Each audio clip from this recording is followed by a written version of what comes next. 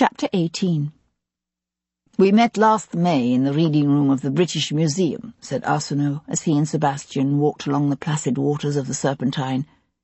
The dog frisked happily ahead, nose to the ground, tail wagging. She was having difficulty with the archaic Italian of a novella she was attempting to translate, and I offered to help.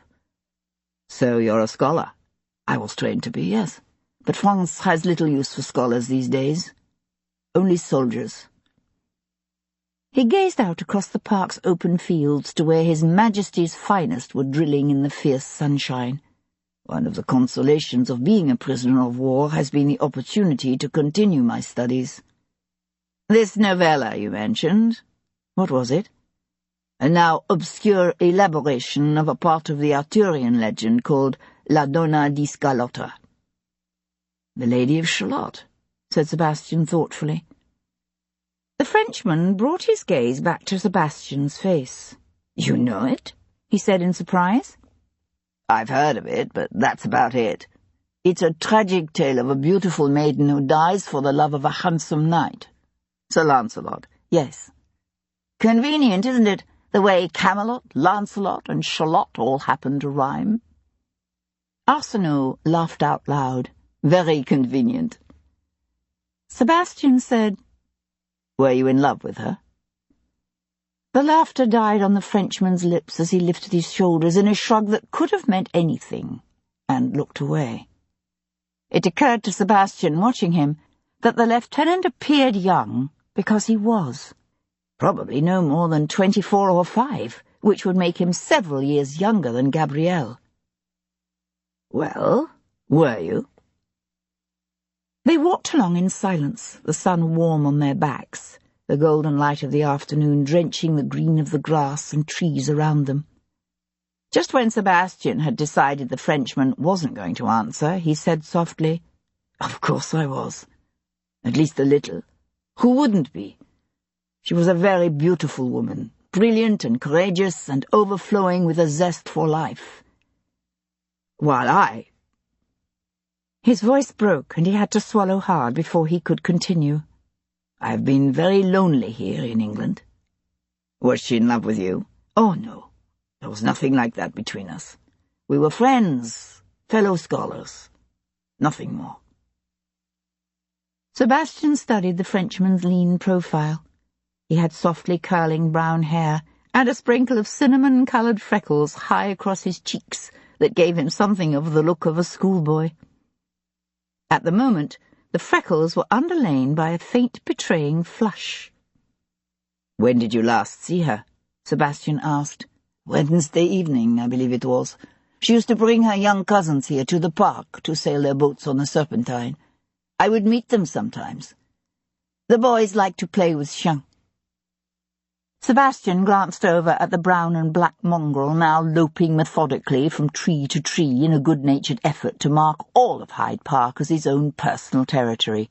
Chien? That's his name?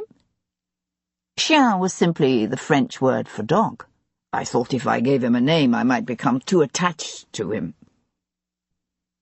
The dog came bounding back to the young lieutenant, tail wagging, brown eyes luminous with adoration, and the lieutenant hunkered down to ruffle the fur around his neck. The dog licked his wrist and then trotted off again happily. "Looks as if that's working out well," observed Sebastian. Arsenault laughed again and pushed to his feet. "He used to live in the wasteland near that new bridge they're building. I go there sometimes to sit at the end overlooking the river and watch the tide roll in and out. He would come and sit beside me. And then one day, just before curfew, when I got up to leave, he came too. Unfortunately, he has a sad taste for the lowlife, particularly gypsies, and a shocking tendency to steal hams. George used to say I should have called him Rom, because he's a gypsy at heart." The lieutenant watched the dog roll in the grass near the water's edge, and his features hardened into grim lines.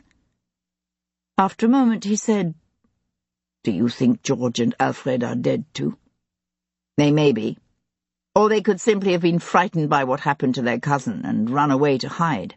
But the authorities are looking for them, yes? And Gabrielle's brother has offered a reward?" If that were true, why have they not been found? Sebastian could think of several explanations that made perfect sense, although he wasn't inclined to voice them.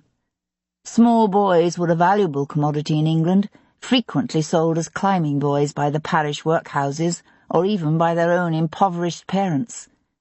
The chimney sweeps were in constant need of new boys, for the work was brutal and dangerous. Even boys who survived eventually outgrew the task. It wasn't unknown for small children to be snatched from their front gardens and sold to sweeps. Very few of those children ever made it home again. But the chimney sweeps weren't the only ones who preyed on young children. Girls and boys both were exploited for sexual purposes, the very thought of which made Sebastian's stomach clench. He suspected the trade in children was a contributing factor to Tennyson's decision to ignore the concerns of the magistrates and post a reward for the boy's return. Then he noticed the way the lieutenant's jaw had tightened, and he knew the Frenchman's thoughts were probably running in the same direction. Sebastian breathed in the warm, stagnant aroma of the canal, the sun-baked earth, the sweet scent of the lilies blooming near the shadows of the trees. He said, "Did Miss Tennyson seem troubled in any way the last time you saw her?" "Troubled? No." "Would you, by any chance, know how she planned to spend this past Sunday afternoon?" "Sorry, no." Sebastian glanced over at him. "She didn't speak of it?" "Not that I recall, no." "Yet you did sometimes see her on Sundays, did you not?" Arsenault was silent for a moment, obviously considering his answer with care. He decided to go with honesty. "Sometimes, yes." "Where would you go?" A muscle worked along the Frenchman's jaw as he stared out over the undulating parkland and shrugged. "Here and there." "You went up to Camlet Moat a week ago last Sunday, didn't you?" Arsenault kept his face half averted, but Sebastian saw his throat work as he swallowed. One of the conditions of a prisoner's parole was the requirement that he not withdraw beyond certain narrowly prescribed boundaries. By travelling up to Camlet Moat, the Frenchman had violated his parole. Sebastian wondered why he had taken such a risk, but he also understood how frustration could sometimes lead a man to do foolish things. "I have no intention of reporting you to the Admiralty, if that's what you're worried about," said Sebastian. "I didn't kill her," said Arsenault suddenly, his voice rough with emotion. "You must believe me. I had no reason to kill any of them." Some might consider unrequited love a very common motive for murder, but Sebastian kept that observation to himself. "Who do you think would have a reason to kill them?" Arsenault hesitated, the wind ruffling the soft brown curls around his face. He said, "How much do you know about Camlet Moat? I know that Miss Tennyson believed it the lost location of Arthur's Camelot. Do you? I will admit that when I first heard the suggestion it seemed laughable, but in the end I found her arguments profoundly compelling. The thing is, you see, our image of Camelot has been moulded by the writings of the troubadours. We picture it as a fairy-tale place, a grand medieval castle and a great city of grace and beauty. But the real Camelot, if it existed at all, would have been far less grand and magnificent. There is no denying that Camlet Moat's name is indeed a recent corruption of Camelot, and it is an ancient site with royal connections that remain important down through the ages. One wouldn't think so to look at the island today. That's because the medieval castle that once stood there was completely razed by the Earl of Essex in the 15th century. Its stones and timbers sold to help finance repairs to the Earl's family seat at Hertford." Sebastian frowned. "I thought the site belonged to the Crown." "It has, off and on. But it was for several centuries in the possession of the descendants of Sir Geoffrey de Mandeville."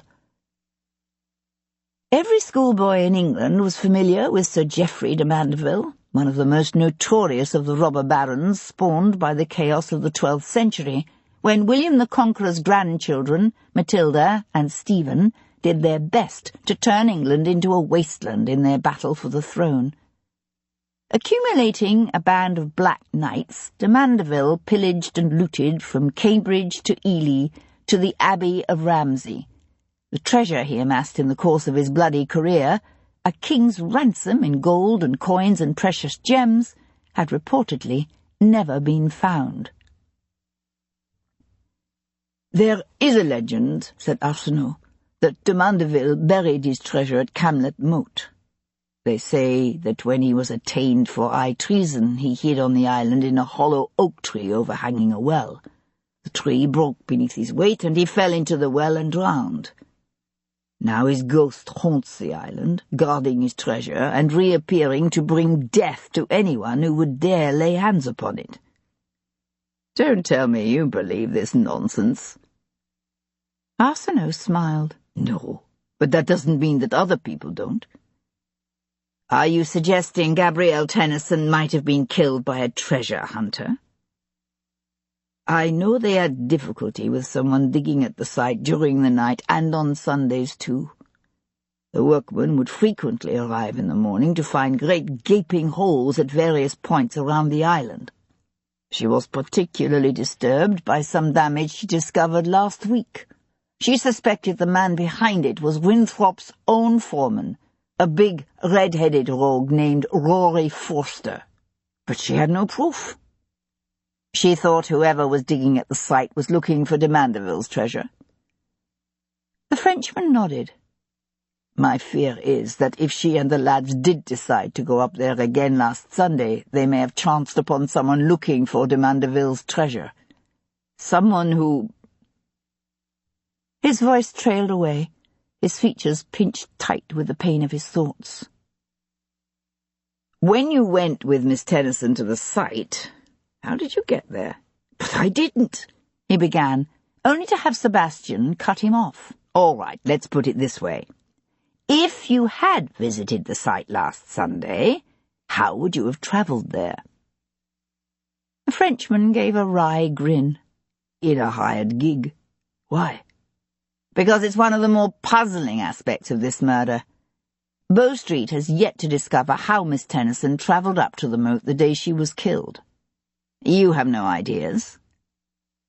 Arsenault shook his head. "I assumed she must have gone there in the company of whoever killed her." "As she did with you," Sebastian thought. Aloud he said, "I'm curious. Why bring this tale to me? Why not take what you know to Bow Street?" A humorless smile twisted Arsenault's lips. "Have you seen today's papers? They're suggesting Gabrielle and the boys were killed by a Frenchman. Just this morning, 2 of my fellow officers were attacked by a mob calling them child murderers. They might well have been killed if a troop of the 3rd Volunteers hadn't chanced to come along and rescue them." They drew up at the gate where Tom was waiting with the curricle. Sebastian said, "What makes you so certain I won't simply turn around and give your name to the authorities?" "I am told you are a man of honour and justice." "Who told you that?" The Frenchman's cheeks hollowed, and he looked away. Sebastian said, "You took a risk approaching me. Why?" Arsenault brought his gaze back to Sebastian's face. He no longer looked like a young scholar, but like a soldier who had fought and seen men die, and who had doubtless also killed. "Because I want whoever did this dead.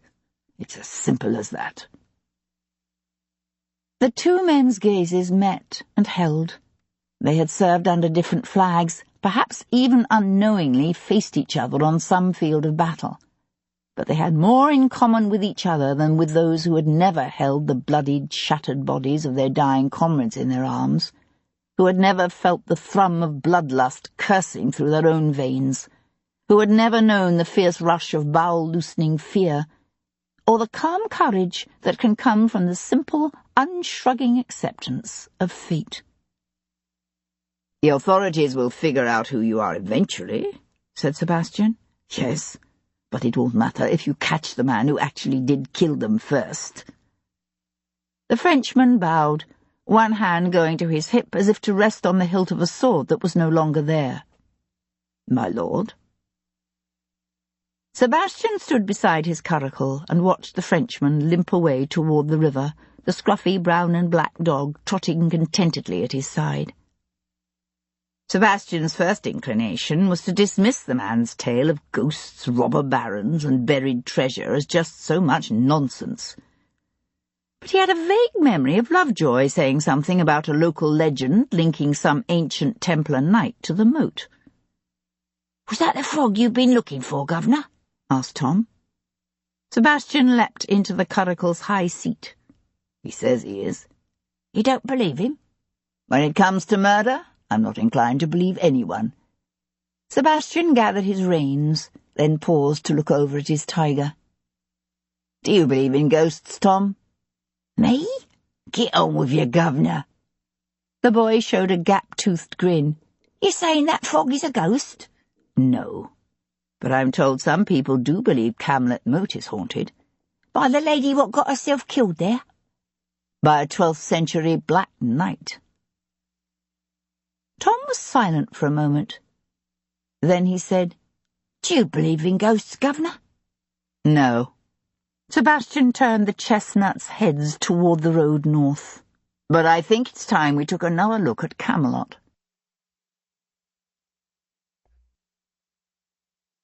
Chapter 19.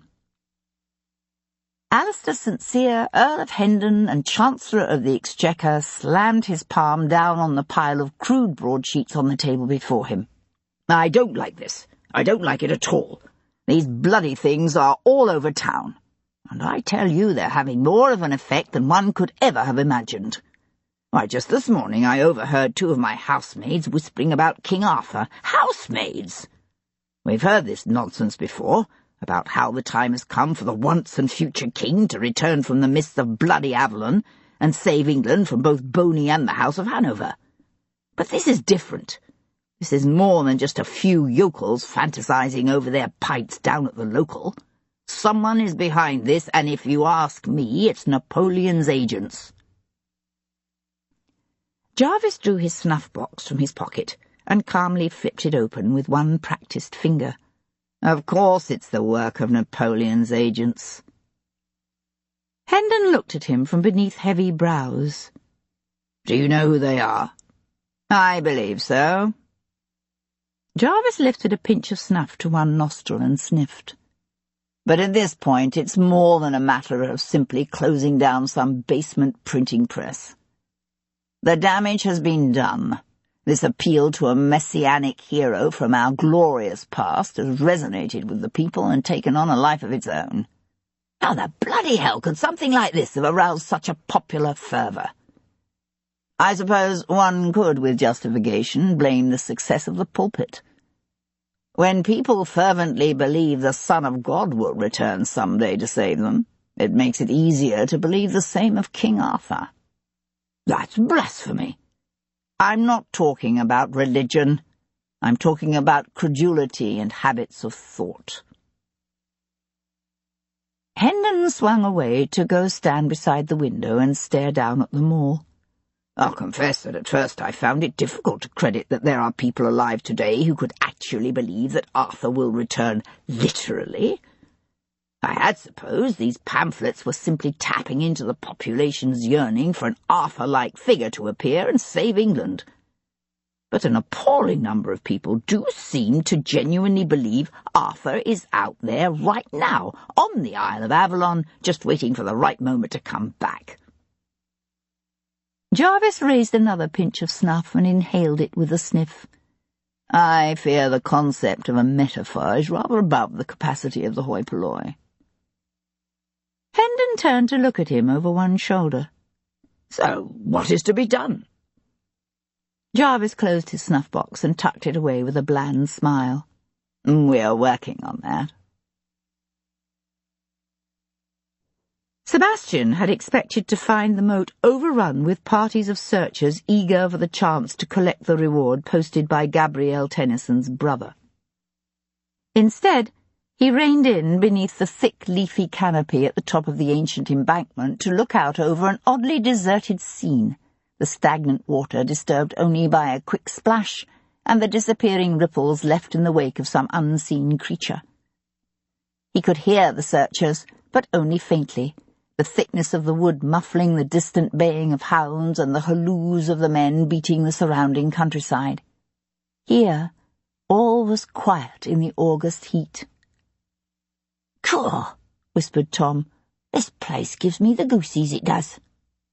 "I thought you didn't believe in ghosts." "This place could change a body's mind, it could." Smiling, Sebastian handed his tiger the reins and jumped down. "Walk them." "Aye, governor."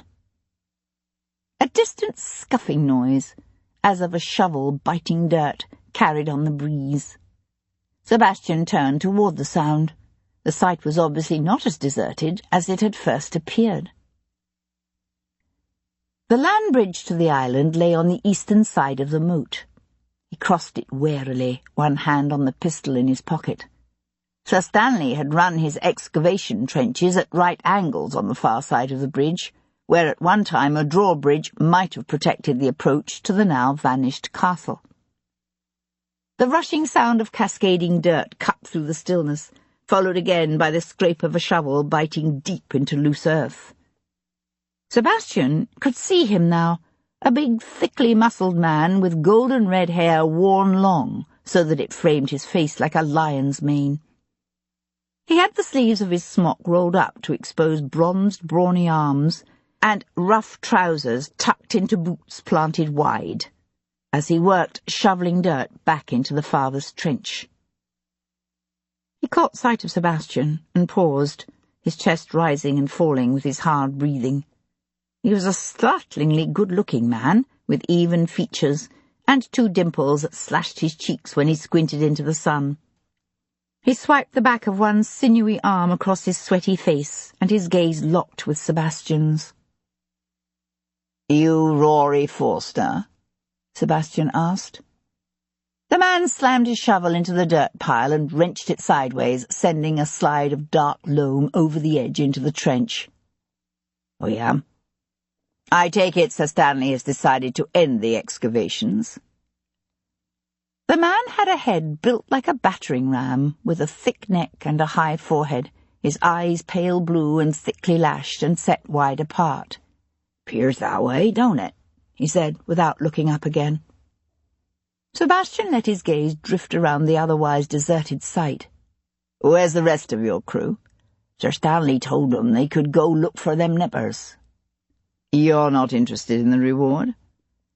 Rory Forster hawked up a mouthful of phlegm and spat. "'Tain't nobody gonna find them nippers." "So certain?" "You think they're out there? Why ain't you joining the search?" "I am, in my own fashion." Forster grunted and kept shoveling. Sebastian wandered between the trenches, his gaze slowly discerning the uncovered remnants of massively thick foundations of what must once have been mighty walls. Pausing beside a mound of rubble, he found himself staring at a broken red tile decorated with a charging knight picked out in white. He reached for the tile fragment, aware of Forster's eyes watching him. "Did you come out here this past Sunday?" asked Sebastian, straightening. Forster went back to filling his trench. "We don't work on Sundays." "No one stays to guard the site?" "Why would they?" "I heard rumours you've had trouble with treasure hunters." Forster paused with his shovel idle in his hands. "I wouldn't know nothing about that." Sebastian kept a wary eye on the man's shovel. "I've also heard you and Miss Tennyson didn't exactly get along." "Who said that?" "Does it matter?" Forster set his jaw and put his back into his digging again, the dirt flying through the air. Sebastian breathed in the scent of damp earth and decay, and a foul, dark smell that was like a breath from an old grave. He said, "I can understand how it might get under a man's skin, having to take orders from a woman." Forster scraped the last of the dirt into the trench with the edge of his shovel, his attention seemingly all for his task. "I'm a good overseer, I am. Sir Stanley wouldn't have kept me on if I wasn't." Sebastian watched Rory Forster move on to the next trench. The man's very name, Forster, a corruption of Forester, harkened back to the days when this wood had been part of a vast royal hunting park. His ancestors would have been the king's foresters, charged with husbanding the royal game and protecting them from the encroachments of poachers. But those days were long gone, lost in the misty past. Sebastian said, "Did Miss Tennyson tell Sir Stanley she suspected you were the one vandalizing the site in search of treasure?" Forster straightened slowly, the outer corner of one eye twitching as if with a tic, the rough cloth of his smock dark with sweat across his shoulders and chest and under his arms. "You ain't going to pin this murder on me. You hear me?" he said, raising one beefy arm to stab a pointed finger at Sebastian. "I was home with me wife all that night. Never left the house, I didn't." "Possibly," said Sebastian. "However, we don't know precisely when Miss Tennyson was murdered. She may well have met her death in the afternoon." The twitch beside the man's eye intensified. "What do you want from me?" "The truth." "The truth?" Forster gave a harsh laugh. "You don't want the truth." "Try me." "Huh, you think I'm a fool?" Sebastian studied the man's handsome, dirt-streaked face. "You can say what you have to say to me, in confidence, or you can tell your tale to Bow Street. The choice is yours." Forster licked his lower lip, then gave Sebastian a sly, sideways look. "You claim it was me what told you, and I'll deny it." "Fair enough. Now tell me." Forster sniffed. "To my way of thinking, them Bow Street magistrates ought to be looking into Sir Stanley's lady." "You mean Lady Winthrop?" "Aye. Come out here Saturday about noon she did, in a real pelter." Sebastian frowned. Lady Winthrop had told him she'd never visited her husband's controversial excavations. "Was Sir Stanley here?" "Nah, he'd gone off by then. Something about a prize mare what was near her time. But Miss Tennyson was still here. She's the one her ladyship came to see. A right royal row they had, and you don't have to take my word for it.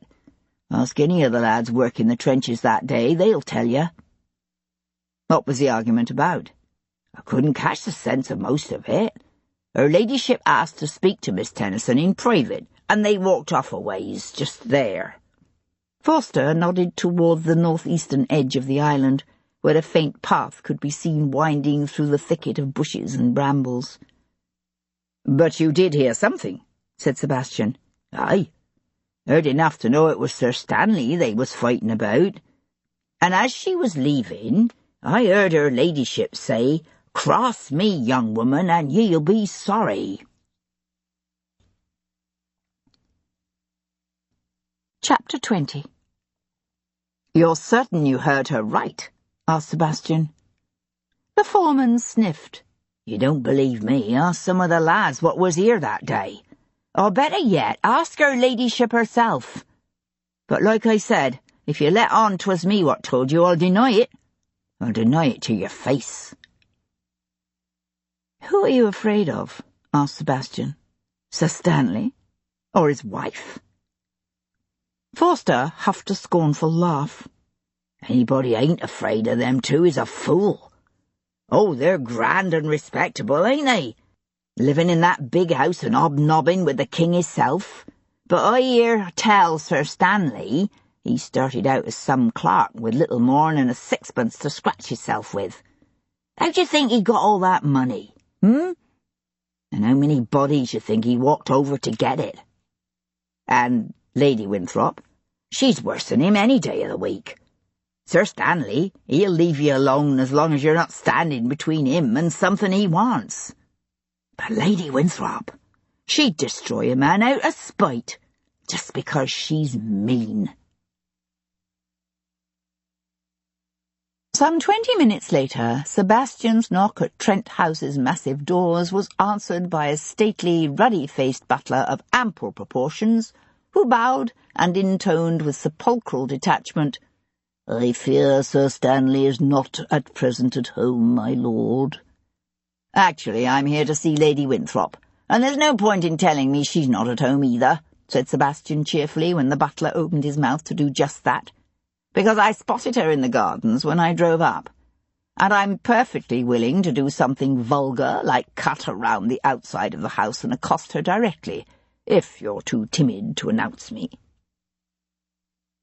The butler's nostrils quivered with righteous indignation.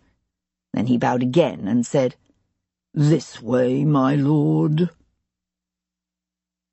Lady Winthrop stood at the edge of the far terrace, the remnants of last night's wind flapping the figured silks of her high-necked gown. She'd been watching over the activities of the band of workmen tearing out the old wall of the terrace, but at Sebastian's approach she turned, one hand coming up to straighten her plain, broad-brimmed hat as she shot the butler a tight-jawed glare that warned of dire future consequences. "Don't blame him," said Sebastian, intercepting the look. "He denied you with commendable aplomb, but short of bowling me over, there really was no stopping me." She brought her icy gaze back to Sebastian's face and said evenly to the red-faced butler, "Thank you, Huckabee. That will be all." The butler gave another of his flawless bows and withdrew. "My husband is out with the men from the estate searching for the missing Tennyson children," she said, her fingers still gripping the brim of her hat. "He'll be sorry he missed you. And now you really must excuse me." "Why don't you show me your gardens, Lady Winthrop?" said Sebastian when she would have turned away. "No need to allow the interesting details of our conversation to distract these men from their work." She froze, then forced a stiff laugh. "Of course. Since you are here?" She waited until they were out of earshot before saying evenly, "I resent the implication that I have something to hide from my servants." "Don't you? You told me yesterday that you never visited the excavations at the moat. Except you did, just last Saturday. In fact, you had what's been described as a right royal row with Miss Tennyson herself." Lady Winthrop's lips tightened into a disdainful smile. "I fear you misunderstood me, Lord Devlin. I said I did not make it a practice of visiting the site. I did not say I had never done so." Sebastian studied her proud, faintly contemptuous face, the weak chin pulled back against her neck in a scowl. As the plain but extraordinarily well-dowered only daughter of a wealthy merchant, she had married not once, but twice. Her first brief marriage, to a successful banker, ended when her husband broke his neck on the hunting field and left his considerable holdings to her. Her second marriage, a few years later, to Sir Stanley, united two vast fortunes. But this second union, like her first, had remained childless, an economic merger without affection or shared interests, or any real meeting of the minds. It must be difficult, Sebastian thought, to be a wealthy but plain, dull woman married to a handsome, virile, charismatic man. And he understood then just how much this woman must have hated Gabrielle Tennyson, who was everything she, Lady Winthrop, was not. Not only young and beautiful, but also brilliant and well-educated, and courageous enough to defy so many of the conventions that normally held her sisters in check. He said, "And your argument?" She drew her brows together in a pantomime of confusion. "Did we argue? Frankly, I don't recall it. Have you been speaking to some of the workmen? You know how these yokels exaggerate." "Doing it a bit too brown there, Lady Winthrop." Angry colour mottled her cheeks. "I take it that must be one of those vulgar cant expressions gentlemen are so fond of affecting these days. Personally, I find the tendency to model one's speech on that of the lower orders beyond reprehensible." Sebastian let out his breath in a huff of laughter. "So why did you visit Camlet Moat last Saturday?" "Years before the light of our Lord was shown upon this land, England was given over to a terrible superstition dominated by a caste of evil men bound in an unholy pact with the forces of darkness." "By which I take it you mean the Druids?" She inclined her head. "I do. Unfortunately, there are those in our age who, in their folly, have romanticized the benighted days of the past. Rather than seek salvation through our Lord and wisdom in his word, they choose to dabble in the rituals and tarnished traditions of the ignorant." Sebastian stared off down the hill to where a doe could be seen grazing beside a stretch of ornamental water. "I've heard that the locals consider the island to be a sacred site." "They do, which is why I chose to visit Camlet Moat last Saturday. My concern was that the recent focus of attention on the area might inspire the ignorant to hold some bizarre ritual on the island." "Because Lammas began Saturday night at sunset." Again, the regal inclination of the head. "Precisely." "So why approach Miss Tennyson? Why not Sir Stanley?" "I fear I have not made myself clear. I went to the site in search of my husband, but when I found him absent, I thought to mention my concerns to Miss Tennyson." The thin lips pinched into a tight downward curve. Her response was predictably rude and arrogant. Those were two words Sebastian had yet to hear applied to Miss Tennyson, but he had been told she didn't suffer fools lightly, and he suspected she might well have perceived Lady Winthrop as a very vain and foolish woman. He said, "She didn't think you had anything to worry about." "On the contrary. She said she believed the island was a profoundly spiritual place of ancient significance." "Is that when you quarrelled?" She fixed him with an icy stare full of all the moral outrage of a woman long practised in the art of self-deception, who had already comfortably convinced herself that the confrontation with Gabrielle had never occurred. "We did not quarrel," she said evenly. There were any number of things he could have said, but none of them would have penetrated that shield of righteous indignation, so he simply bowed and took his leave. He didn't believe for a moment that she had overcome her distaste for her husband's excavations in order to drive out to the moat and have a conversation that could just as easily have been held over the breakfast table. Instead, she had deliberately chosen a time when she knew Sir Stanley to be elsewhere. Jealousy could be a powerful motive for murder. He could imagine Lady Winthrop killing Gabrielle in a rage of jealousy and religious zeal. But he couldn't imagine her then murdering 2 children and disposing of their bodies somewhere in the wilds of the chase. Yet, as he drove away, he was aware of her standing at the edge of her garden, watching him. And he wondered why. Sebastian was standing in the middle of his library, studying the new boxes of books and papers that had appeared since that morning when he heard the peal of the front bell.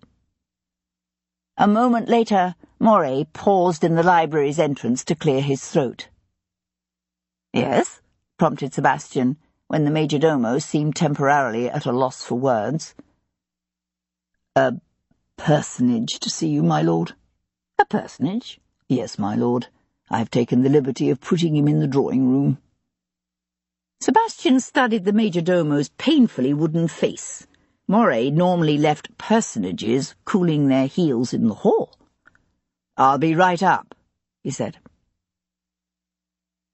The man who stood before the empty fireplace was dressed all in black. Black breeches, black coat, black waistcoat, black cravat. Only his shirt was white. He stood with his dark head tilted back as he stared up at the portrait of the Countess of Hendon that hung over the mantel. With the grace of a dancer, or fencer, he pivoted slowly when Sebastian entered the room to pause just inside the doorway.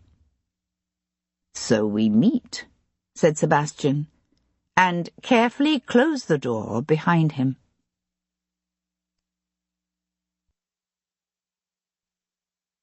Chapter 21. The man called Jamie Knox was built tall and lean, taller even than Sebastian, with wavy, almost black hair and the yellow eyes of a wolf or feral cat. Sebastian had been told once that he had his father's eyes, his real father's eyes, but he'd always thought he looked like his mother. Now, as he stared at the face of the man who stood across the room from him, he wondered if it was his imagination that traced a resemblance in the tavern owner's high-boned cheeks and gently curving mouth. Then he remembered Moray's strange reaction and knew it wasn't his imagination. He crossed to where a decanter and glasses rested on a side table. "May I offer you a brandy?" "Yes, thank you."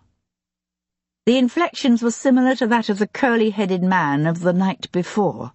The accent was not that of a gentleman. "Where are you from?" asked Sebastian, splashing brandy into 2 glasses. "Shropshire, by way of a rifle regiment." "You're a rifleman?" "I was." Sebastian held out one of the glasses. After the briefest of hesitations, the man took it. "I fought beside riflemen in Italy and the Peninsula," said Sebastian. "I've often thought it will be Napoleon's insistence on arming his men only with muskets that will ultimately cause his downfall." "You may be right. Only don't go telling the French bugger himself, Knox took a deep drink of his brandy, his intense yellow gaze never leaving Sebastian's face. "You don't look much like your da, the Earl, do you? I'm told I resemble my mother."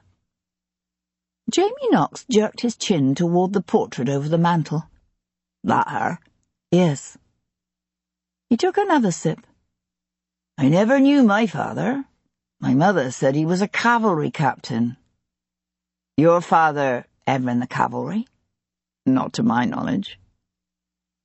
A faint gleam of amusement lit up the other man's eyes. He drained his brandy with the offhand carelessness of a man well accustomed to hard drinking, then shook his head when Sebastian offered him another. "You came around asking about my conversation with Gabrielle Tennyson last week. So you don't deny the confrontation occurred?" "Why should I? She heard I'd uncovered one of those old picture pavements in my cellars, and she kept pestering me to let her take a look at it." "You mean a Roman mosaic?" "That's it. Picture of a naked fat man holding a bunch of grapes in one hand and riding a dolphin." "You expect me to believe you threatened a woman over a mosaic?" Knox's lips curved into a smile, but the glitter in his eyes had become hard and dangerous. He looked to be a few years older than Sebastian, perhaps as much as 33 or 4. "I didn't threaten to kill her. I just told her she'd be sorry if she didn't back off. Last thing I need is some bloody bluestocking sniffing around the place. Not good for business. Especially if she's sniffing around your cellars." Knox laughed. "Something like that, yes." The rifleman let his gaze drift around Sebastian's drawing room, the amusement slowly dying out of his expression. By Mayfair standards, the Brook Street house wasn't large. The furnishings were elegant, but neither lavish nor opulent. Yet as Sebastian watched Knox's assessing eyes take in the room's satin hangings, the delicate cane chairs near the bow window overlooking the street, the gently faded carpet, the white Carrara marble of the mantelpiece, he had no doubt that the room must appear quite differently to a rifleman from the wilds of Shropshire than it did to Sebastian, who was raised in the sprawling splendour of Hendon House in Grosvenor Square, and the halls and manors of the Earl's various estates across Britain. "Nice place you got here," said Knox, his accent unusually pronounced. "Thank you." "I hear you got married just last week." "I did, yes." "Married the daughter of Lord Jarvis himself?" "Yes." The two men's gazes met and held. "Congratulations," said Knox. Setting aside his empty glass, he reached for the black hat he had rested on a nearby table and settled it on his head at a rakish angle. Then he gave a faintly mocking bow. "My lord." Sebastian stood at the bowed front windows of his drawing-room and watched Jamie Knox descend the front steps and stroll off down the street. It was like watching a shadowy doppelganger of himself. Or a brother. Sebastian was still standing at the window some moments later when a familiar yellow-bodied carriage drew up. He watched Hero descend the coach steps with her usual grace and then enter the house. She came into the room, pulling off a pair of soft yellow kid gloves that she tossed on one of the cane chairs. "Ah, good," she said. "You're finally up." "I do generally try to make it out of bed before nightfall," he said. He was rewarded with a soft huff of laughter. Today she wore an elegant carriage gown of emerald satin, trimmed with rows of pin-tucks down the skirt, and a spray of delicate yellow roses embroidered on each sleeve. She yanked at the emerald ribbons that tied her velvet hat beneath her chin and tossed the hat onto the chair with her gloves.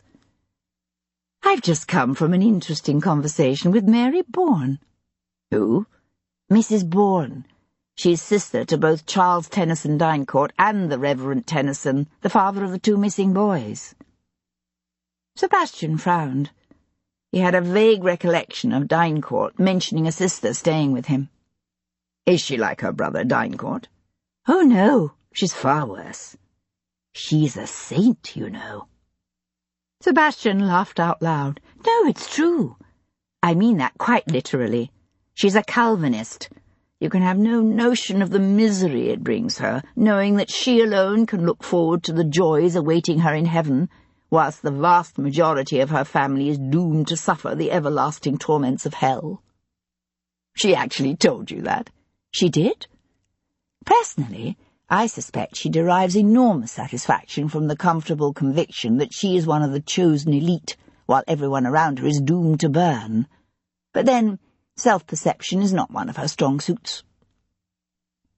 Sebastian leaned back against the windowsill, his arms crossed at his chest, his gaze on his wife's face. Her eyes were sparkling, and a faint flush rode high on her cheekbones. He found himself smiling. "So, why did you go to see her? Or were you looking for Dynecourt?" "No. I knew Dynecourt would be at Westminster. I wanted to talk to Mary Bourne alone. You see, I've been puzzled by the arithmetic." Hero sank into one of the chairs beside the empty hearth. "Dynecourt told you he is his father's heir, right?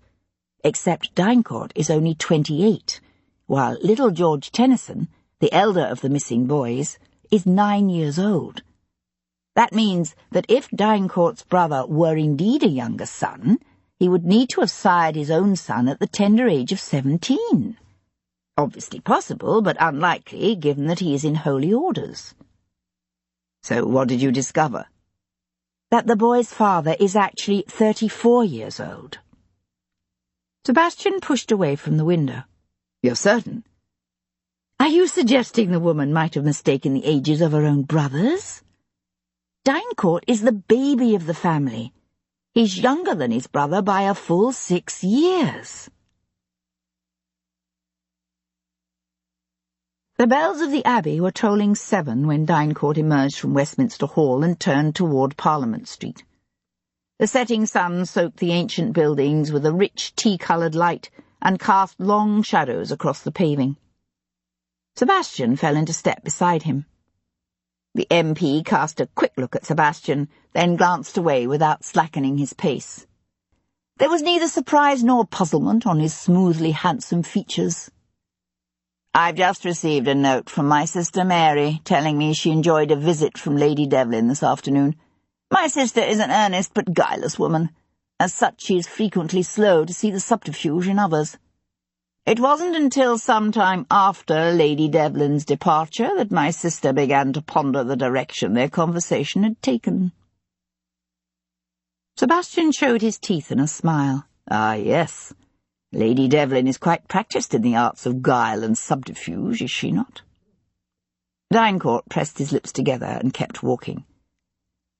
Sebastian said, "And once Mrs. Bourne realized the indiscretions of her talkative tongue, she immediately sat down and dashed off a note to her baby brother, warning him, What exactly? That you were about to be caught out in a very telling lie? Dinecourt drew up at the edge of the Privy Gardens and turned to face him, a slim, elegant man with a smug air of self-assurance. I never claimed to be my father's firstborn. I simply told you that I am his heir. And that is the truth. His only heir. Yes. How can that be? Dinecourt's thin nostrils quivered with indignation. That is none of your affair. Sebastian advanced on him, backing the dandified parliamentarian up until his shoulders slammed against the rough stone wall behind him. Gabrielle Tennyson's death made it my affair, you goddamned pompous, self-congratulatory son of a bitch. A woman is dead, and 2 innocent little boys are missing. If you know anything that can help make sense of what has happened to them— I'm not afraid of you, said Dinecourt, his Adam's apple bobbing up and down as he swallowed. You should be. You can't accost me on the streets. What are you imagining? That those 2 children stand between me and my father's wealth? Well, you are wrong. My father disinherited my older brother and made me his sole heir when I was 6 years old. Why else do you suppose my brother took holy orders and now serves as a rector? Because that is his future. Everything my father owns, the estates, the investments, all will in due time pass to me. I can think of only one reason for a man to disinherit his 12-year-old son and make his youngest child his sole heir. 2 bright spots of colour appeared on Dinecourt's cheeks. If you are suggesting that my brother was disinherited because he is not my brother, then let me tell you right now that you are sadly mistaken. My brother was disinherited because by the time he reached the beginnings of puberty, it had become obvious to our father that his health and temperament were totally unsuited for the position which would be required of him, but not unsuited to his becoming a rector. Dinecourt stared back at him. The requirements of the 2 callings are utterly dissimilar. So tell me, said Sebastian, how has your brother adjusted to having a fortune of some £500,000 wrested from his grasp? He was, naturally, somewhat aggrieved. Aggrieved? Aggrieved. But he has, with time, grown more accustomed to his situation. As an impoverished rector at Somersby? Just so. Sebastian took a step back. Dinecourt made a show of adjusting his cravat and straightening the set of his coat. I can understand how it might be difficult for someone of your background to understand. But you must remember that my family's wealth, while substantial, is only recently acquired. Hence, the rules of primogeniture do not apply. My father is free to leave his property as he sees fit. True, said Sebastian, but it occurs to me that if your father could change his will once, he is obviously free to do so again, in favour of his 2 grandsons this time. Dinecourt stiffened. If you mean to suggest— The suggestion is there, whether it is put into words or not, said Sebastian, and turned away. Sebastian arrived back at Brook Street to be told that Lady Devlin had already departed for a musical evening in the company of her mother, Lady Jarvis. However, said Moray, bowing slightly, I believe Calhoun has been most particular to have a word with you. Has he? Then send him up, said Sebastian, heading for the stairs. Well, asked Sebastian when Calhoun slipped into the dressing-room a few minutes later. Find anything? Not as much as I'd hoped, my lord, said Calhoun, going to lay out Sebastian's evening dress. From what I have been able to ascertain, Mr. Knox arrived in London just 3 years ago. He used to be with the 145th Rifles, but was discharged when his unit was reduced after Corunna. So he actually was a rifleman. He was, my lord. In fact, he's famous for having killed some bigwig Frenchie by shooting the man off his horse at some 700 yards. And I'm told he can shoot the head off a running rabbit at more than 300 yards. Calhoun paused a moment, then added, In the dark. Sebastian looked up from unbuttoning his shirt. How did he end up in possession of the Black Devil? Reports differ. Some say he took to the high toby for a time before he either won the tavern at the roll of the dice or killed the previous owner. Taking to the high toby was slang for becoming a highwayman. Or perhaps both. He seems very sensitive about his cellars. That's not surprising, given the nature of some of his associates. Oh? And who might they be? The name that came up most frequently was Yates. Russell Yates. Chapter 22. Sebastian waited beyond the light cast by the flickering oil lamp at the head of the lane. The theatre was still closed for the summer, but rehearsals for the upcoming season were already underway. The dark street rang with the laughter of the departing troupe. He kept his gaze on the stage door. The night was warm, the wind a soft caress, scented by oranges and 1,000 bittersweet memories. He heard the stage door open, watched a woman and 2 men walk toward the street. The woman paused for a moment beneath the streetlight, caught up in conversation with her fellow players. The dancing flame from the oil lamp glinted on the auburn highlights in her thick dark hair, and flickered seductively over the familiar, beloved planes of her face. She had her head thrown back, lost in laughter at one of her friend's remarks. Then she stilled suddenly, her head turning, her eyes widening in a useless attempt to probe the darkness. And Sebastian knew she had sensed his presence, and that the bond between them that had existed all these years, while weakened, had not broken. Her name was Cat Boleyn, and she was the most celebrated actress of the London stage. Once she had been the love of Sebastian's life. Once he had thought to grow old with her at his side, and to hell with the shocked mutterings of society and the outraged opposition of his father, of the Earl of Hendon, he reminded himself. Then an ugly tangle of lies and an even uglier truth had intervened. Now Cat was married to a flamboyant ex-privateer named Russell Yates, a man with a secret, forbidden passion for his own gender and shadowy ties to the smugglers and agents who plied the channel between England and Napoleon's France. Sebastian watched her say good-night to her friends and walk up to him. She wore an ivory silk cloak thrown over her shoulders, the hood thrust back in a way that framed her face. He said, "You shouldn't walk alone at night." "Because of these latest murders, you mean?" She turned to stroll beside him up Hart Street. The pavement was crowded with richly harnessed horses and elegant carriages, their swaying lamps filling the air with the scent of hot oil. "Gibson tells me you have involved yourself in the investigation." He watched her eyebrows pinch together in a worried frown as she said it, for she knew him well.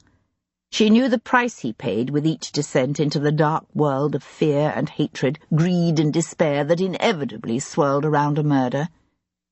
Yet even though she knew, intellectually, what drove him to it, she could never quite understand his need to do what he did. He said, "Don't worry about me." A smile lit her eyes. "Yet you are free to worry about me."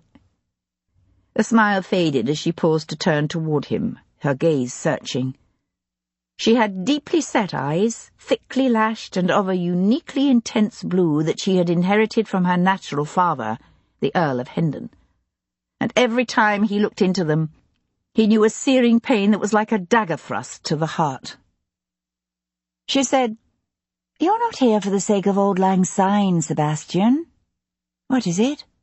"I'm told Yates has dealings with a tavern owner named Jamie Knox." She sucked in a quick breath that jerked her chest. It was an unusual betrayal for an actress who could normally control her every look, every tone, her every word and movement. He said, "Obviously, you know Knox as well. What can you tell me about him?" "Very little, actually. He's an intensely private person, cold and dangerous. Most people who know him are afraid of him. It's an aura he cultivates." "You met him through Yates?" "Yes." She hesitated, then asked, "He is involved in this murder? How?" "He was seen arguing with Gabrielle Tennyson several days before she was killed. He claims it was over a Roman mosaic. You don't believe him? No. But I don't understand how he fits into anything else I've learned either. I'll see what I can find out. The door to a tavern near the corner opened, spilling light and voices and laughter into the street. Has Knox seen you? Why do you ask? Her gaze met his. You know why. They had reached the arch where her carriage awaited. Sebastian said, "A few weeks ago I met a man in Chelsea who told me I reminded him of a highwayman who'd once held up his carriage on Hounslow Heath." You believe that was Knox? I'm told he took to the High Toby for a time after he left the Rifles. I wouldn't want to think there are 3 of us walking around. He said it lightly, but his words drew no answering smile from her. She said, I know you've had men on the continent searching for your mother. Have they found her? No. You can't simply let it go, Sebastian. He searched her pale, beloved face. All those years when you didn't know the identity of your father, if you thought you had the truth within reach, could you have let it go? Yes. She did smile then, a sweet, sad smile. But then, my demons are different from yours. Reaching up on tiptoe, she brushed her lips against his cheek, then turned away. Good night, Sebastian. Keep yourself safe. He walked down increasingly empty streets. The sky above was dark and starless, the air close. The oil lamps mounted high on the dark looming walls of the tightly packed grimy brick houses and shops flickered with his passing. At one point he was aware of 2 men falling into step behind him. He tightened his grip on the walking stick he carried tucked beneath one arm. But they melted away down a noisome side alley, their footfalls echoing softly into the night. He walked on, rounding the corner toward Long Street. He could hear the thin, reedy wail of a babe somewhere in the distance, the jingle of an off-tune piano, the rattle of carriage wheels passing in the next block.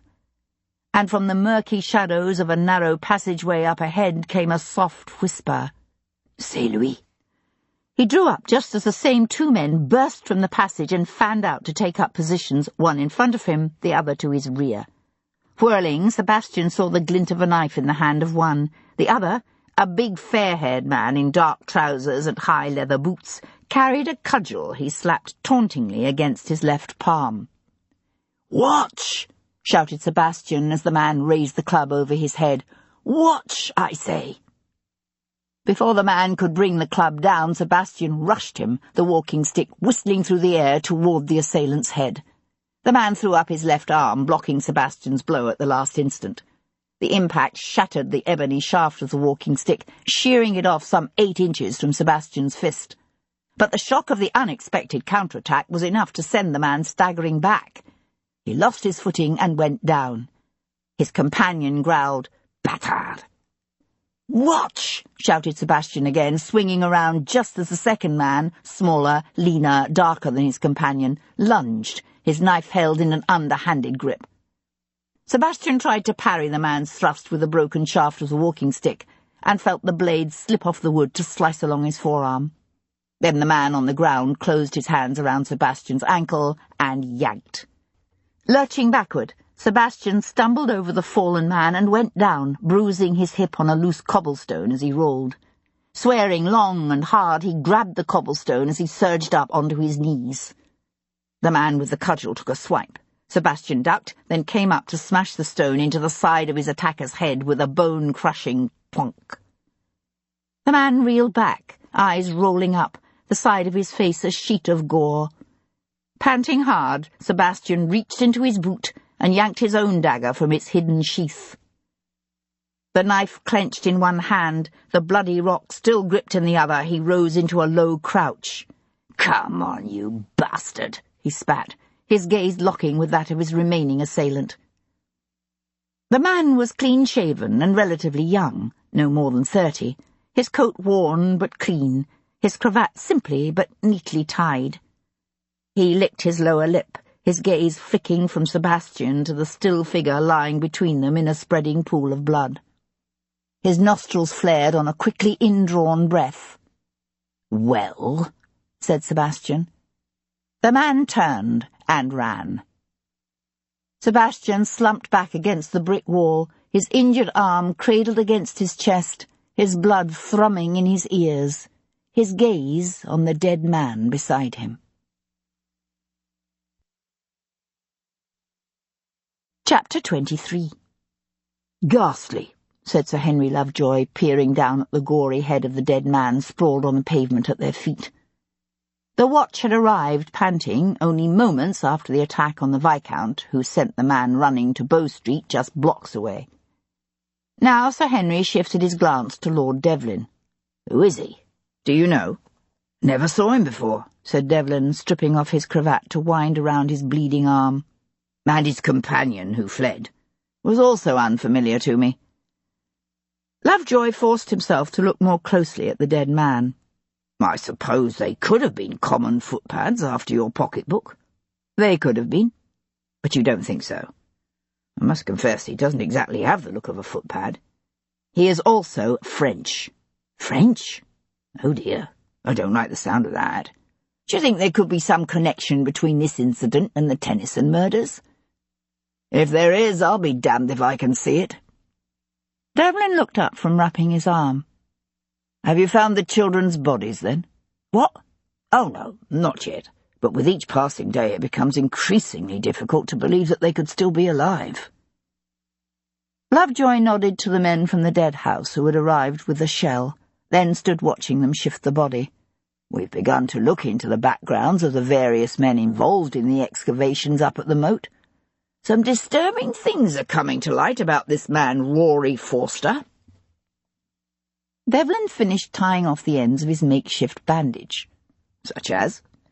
"He's said to have quite a temper, for one thing, and he's not above using his fists on women." "That doesn't surprise me.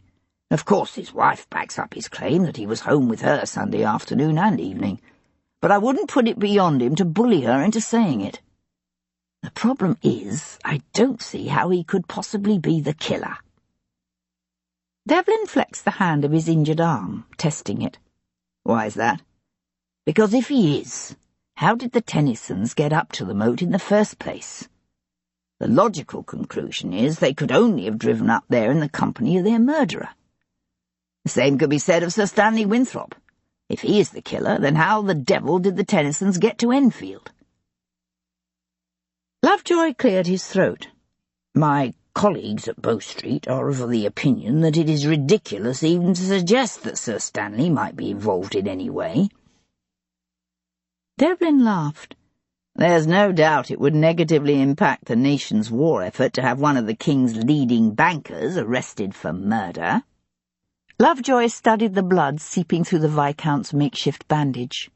"Don't you think you should perhaps have that properly attended to, my lord?" Devlin glanced down and frowned. "I suppose you're right, although I fear the coat is beyond help." "You're certain you heard them speaking French?" asked Paul Gibson, his attention all for the row of stitches he was laying along the gash in Sebastian's arm. "I'm certain." Sebastian sat on a table in the front room of Gibson's surgery. He was stripped to the waist, a basin of bloody water and cloths set nearby. Gibson tied off his stitches and straightened. "I suppose it could have been a ruse to mislead you. Somehow I don't think the intent was to allow me to live long enough to be misled. I suspect my questions are making someone nervous." Gibson reached for a roll of bandages. "Someone French, obviously. Or someone involved with the French. There is that." "Of course," said Sebastian, watching his friend work. "Just because my questions are making someone nervous doesn't necessarily mean that particular someone is the killer. He could simply have something to hide. Yet it does tell you this someone isn't afraid to kill to keep his secrets. Powerful men usually do have a lot of secrets. And there are several powerful men whose names seem to keep coming up in this." Gibson tied off the bandage and frowned. Who else besides Dynecourt and Sir Stanley? Lord Jarvis, Sebastian thought, although he didn't say it. He slipped off the table and reached for his shirt. Isn't that enough? He pulled the shirt on over his head. Have you finished the autopsy of Miss Tennyson's body? I have, but I'm afraid there's not much more I can tell you. She was stabbed through the heart sometime Sunday. No other sign of injury. Whoever killed her made no attempt to force himself on her. Well, at least the poor woman didn't need to suffer that. Gibson scratched behind his ear. There is one thing I noticed that may or may not prove relevant. Something in his voice caused Sebastian to look up from buttoning his shirt. Oh? What's that?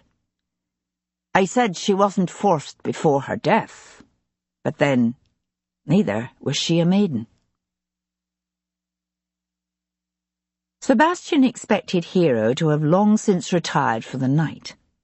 Instead, she was sitting cross-legged on the library floor, surrounded by a jumbled sea of books and papers. She had her head bent over some manuscript pages, a smudge of ink showed along the edge of her chin, and she was so intent on what she was doing that he suspected she hadn't even heard him come in. I thought you had planned a musical evening with your mother, he said, pausing in the doorway. She looked up, the brace of candles burning on a nearby table throwing a soft golden light over her profile and shoulders. That finished hours ago. I decided I might as well get started looking at Gabrielle's research materials. I can't help but think that the key to what happened to her and the boys is here somewhere.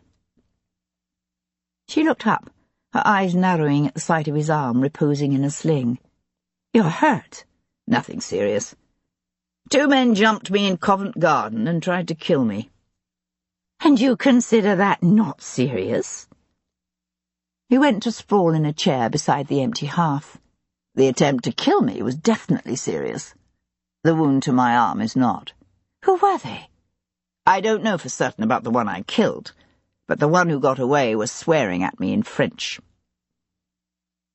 She was silent for a moment, lost in thoughts he could only guess at. She was far too good at hiding away bits of herself. Then she pushed up from the floor and went to pour a glass of brandy that she held out to him, her gaze on his face.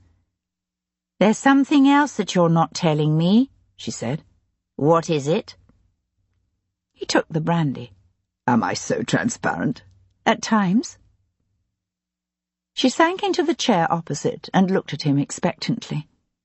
He was aware of the lateness of the hour, of the quiet darkness of the house around them, and of the absurd hesitation he felt in speaking to his own wife about the sexuality of her dead friend. Well? She prompted.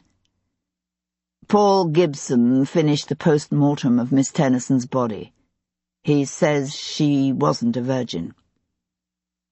He watched her lips part, her chest rise on a sudden intake of breath. He said, You didn't know? No. But then we never discussed such things. Yet the knowledge still surprises you. It does, yes. She was so determined never to marry. She may have been involved in a youthful passion long forgotten. Hero tipped her head to one side, her gaze on his face. Are such youthful passions ever forgotten? Perhaps not. She rose to her feet, and for a moment he thought he caught a glimpse of the soft swelling of her belly beneath the fine muslin of her gown. Then he realized it was probably an illusion, a trick of the light or the drift of his own thoughts. For it was the child growing in her belly, conceived in a moment of fear and weakness when together they had faced what they'd thought was certain death, that had brought them here, to this moment, as husband and wife. She went to pick up the papers she'd been reading, including a notebook whose pages showed signs of much crossing and reworking. He said, What's that? Gabrielle's translation of The Lady of Shalott. Ah! I've discovered the identity of the Frenchman she befriended, by the way. He's a cavalry officer named Philippe Arsenault. She looked around at him. You found him? I'd like to take credit for it, but the truth is he found me. He says they met in the reading room of the British Museum. He was helping her with the translation. Hero stood very still, the notebook in her hand, forgotten. Do you think he could have been her lover? He says no, but he admits he was at least half in love with her. He seems to have made a practice of timing his walks in the park to coincide with when she took the boys to sail their boats on the Serpentine. And a week ago last Sunday, he drove up to Camlet Moat with her to see the sight, although he'd never admit it, since it was a flagrant violation of his parole. She fell silent, her gaze fixed on something far, far away. What is it? He asked, watching her. She shook her head. I was just thinking about something Gabrielle told me once, perhaps a month or more ago. What's that? She asked if I ever had the sense that I was missing something important in life, by choosing to devote myself to research and writing rather than marrying. She'd said lately she'd begun to feel as if she was simply watching life, rather than actually living it. She said it was as if she spent her days staring at the pale shadows of other people's lives reflected in a mirror. Entertaining at first, perhaps, but ultimately empty and unsatisfying. And then she said, Yes? She said, lately I find I've grown half sick of shadows. Her gaze met his. He was aware again of the stillness of the night around them, and he found himself thinking of the exquisite softness of her skin, the silken caress of her heavy, dark hair sliding across his belly, the way her eyes widened in wonder and delight when he entered her. He gazed deep into her wide, dark eyes, saw her lips part, and knew her thoughts mirrored his own. Yet the latent distrust that had always been there between them now loomed infinitely larger, fed by the unknown currents swirling around Gabrielle Tennyson's death, and the lingering poisons of Jarvis's unabated malevolence, and Sebastian's own tangled, sordid past. They had come to this marriage as two wary strangers, united only by the child they had made, and the passion they had finally admitted they shared. Now it seemed they were losing even that. Except that wasn't quite right either. The passion was still there. It was their ability to surrender to it that was slipping away. He said, his voice oddly husky, "And what did you tell her when Gabrielle asked if you ever had the sense you were missing something in life?" A ghost of a smile touched her lips. I lied. I said no. He thought for one aching moment that she would come to him. Then she said, "Good night, Devlin," and turned away. The next morning, a constable from Bow Street arrived to tell Sebastian that one of his Covent Garden attackers had been identified.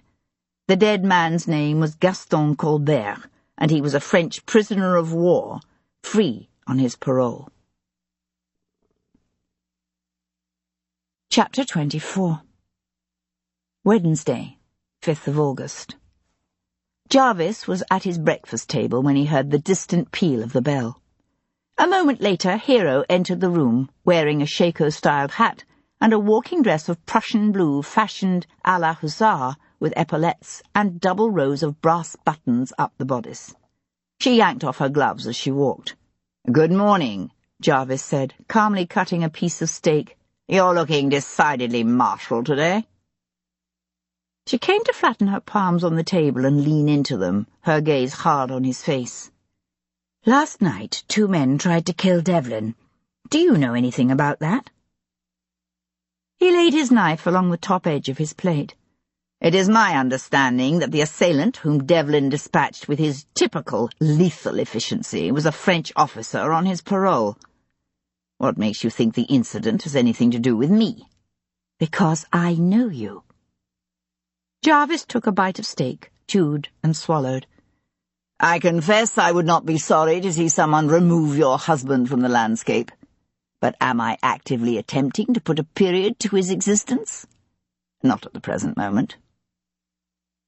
She held herself very still, her gaze still searching his face. Do you know who is? No. Although I could speculate. She drew out the nearest chair and sat. So, speculate. Jarvis carved another slice of meat. You've noticed the broadsheets that have appeared around town of late, calling for King Arthur to return from Avalon and lead England in its hour of need? Do you know who's behind them? Napoleon's agents, of course.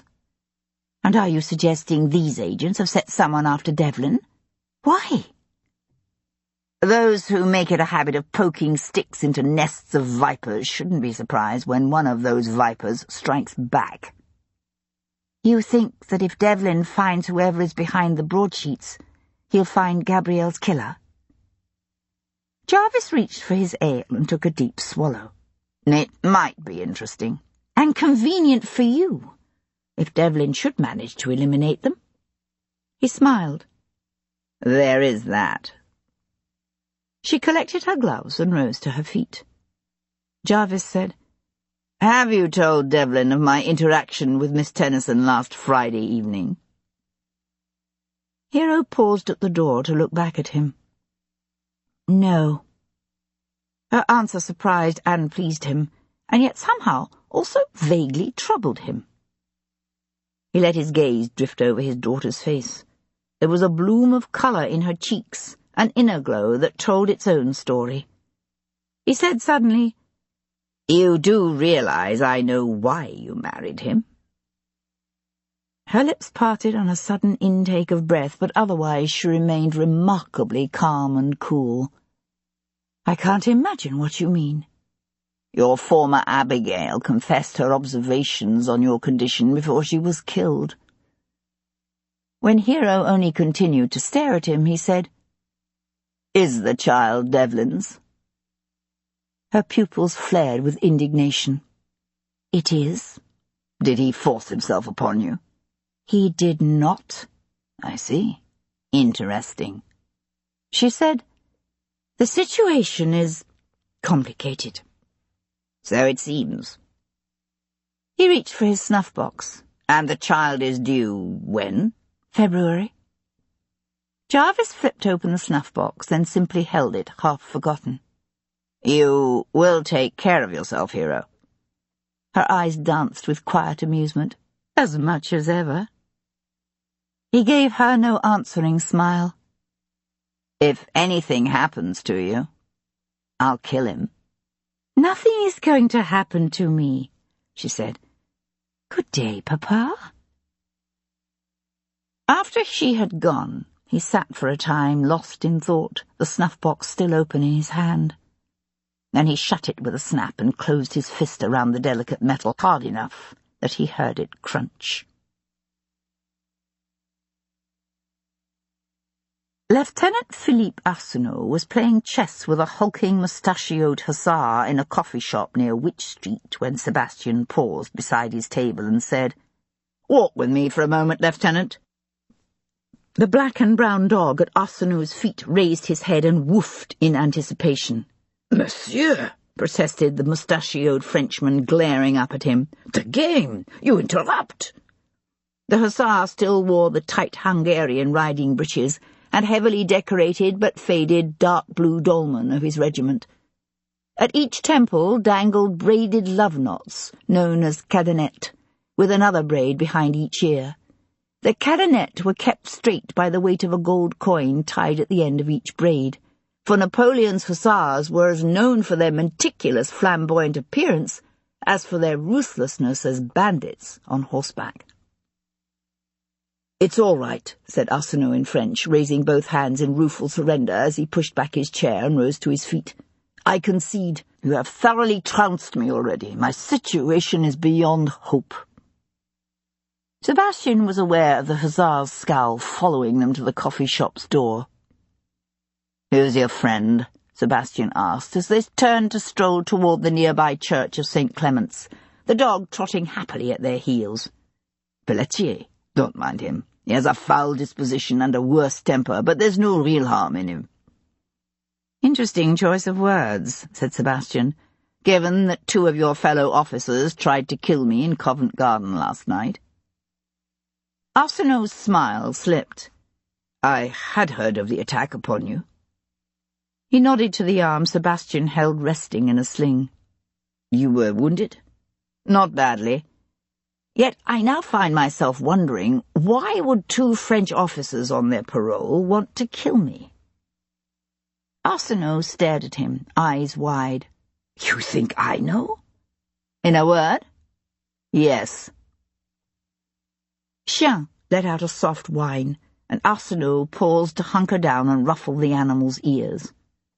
After a moment he said, I make a living teaching French to small boys and working as a translator for a Fleet Street publisher. It earns me enough to keep a garret room in a lodging house just there. He nodded to a nearby lane. My father is able to send money from time to time, but his life is hard too. He owns a small vineyard near Saint-Malo. His best customers were always the English. War has not been good for business. What exactly are you saying?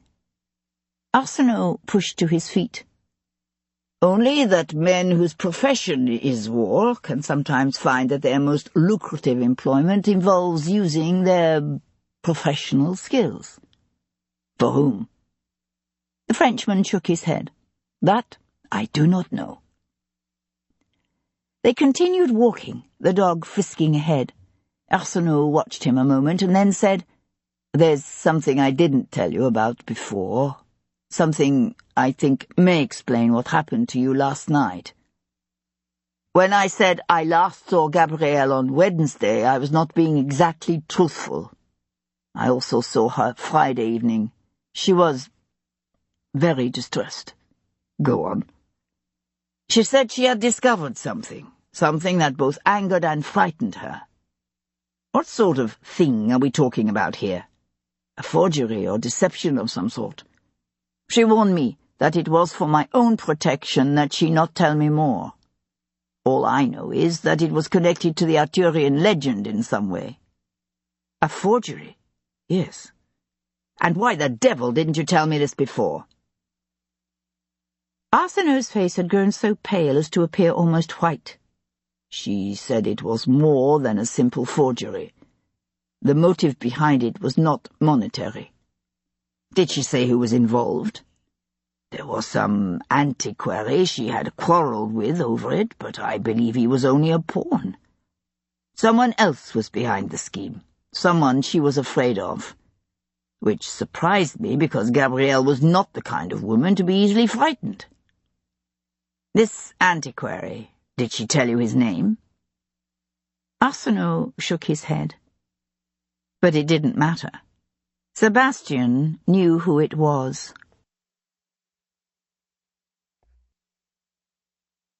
Chapter 25. It took a while, but Sebastian finally traced Bevan Child to an exhibition of ancient Greek pottery being held at the Middle Temple in a small hall just off Fountain Court. He was bent over, with his plump face pressed close to the glass of a cabinet containing an exquisite redware kylix. Then he looked up to see Sebastian regarding him steadily from a few feet away, and his mouth gaped. He jerked upright, his gaze darting right and left as if seeking some avenue of escape. "No," said Sebastian, with a soft, mean smile. "You can't run away from me." The antiquary gave a weak, sick laugh. Then his jaw hardened. "I have no intention of running. I've heard about you, Lord Devlin. My conversation with your wife was bad enough. I am staying right here. You can't hurt me in a hall full of people." "True. But do you really want them to hear what I have to say?" Child stiffened. "If you expect me to understand what you mean by that rather mystifying pronouncement, I fear you are doomed to disappointment." Sebastian nodded to the ceremonial cup before them. "Lovely piece, isn't it? It certainly looks authentic. Yet I knew a man with a workshop outside of Naples who could turn out a dozen of these in a week. Forgeries, of course, but—" Child hissed, "Shh! Keep your voice down." He cast another quick look around. A fat man with a protuberant mouth and full lips was staring at them over his spectacles. "Perhaps," said Child, "it would be better, after all, if we were to continue this conversation outside." They walked along Middle Temple Lane toward the broad expanse of the Temple Gardens edging the Thames. Once the precinct of the Knights Templar, the Inner and Middle Temples now served as two of the city's Inns of Court, those professional associations to which every barrister in England and Wales belonged. The morning sun soaked the upper reaches of the medieval walls around them with a rich golden light. But here, in the shadows of the closely packed buildings, the air was still cool. Sebastian said, "I've discovered that your argument with Miss Tennyson last Friday had nothing to do with the location of Camelot. It was over a forgery. And don't even attempt to deny it," he added, when Child shook his head and took a deep breath. Child closed his mouth, his fingers playing with the chain that dangled from his watch pocket. His small grey eyes were darting this way and that again as his frightened brain worked feverishly to analyse what Sebastian knew and how he might have come to know it. With every dart of those frantic eyeballs, Sebastian suspected the man was revising and editing what he was about to say. "What forgery?" Sebastian asked. Child chewed the inside of his cheek. "God damn you! A woman is dead and 2 little boys missing. What forgery?" Child cleared his throat. "Are you familiar with the discovery of the bodies of King Arthur and Guinevere in Glastonbury Abbey in 1191? "Not really." Child nodded, as if to say he had expected this ignorance. According to the medieval chronicler Gerald of Wales, King Henry II learned the location of Arthur's last resting place from a mysterious Welsh bard. The king was old and frail at the time, but before his death he relayed the bard's information to the monks of Glastonbury Abbey. Following the king's instructions, the monks dug down between 2 ancient pyramids in their churchyard. 16 feet below the surface, they came upon a split, hollowed-out log containing the bodies of a man and a woman.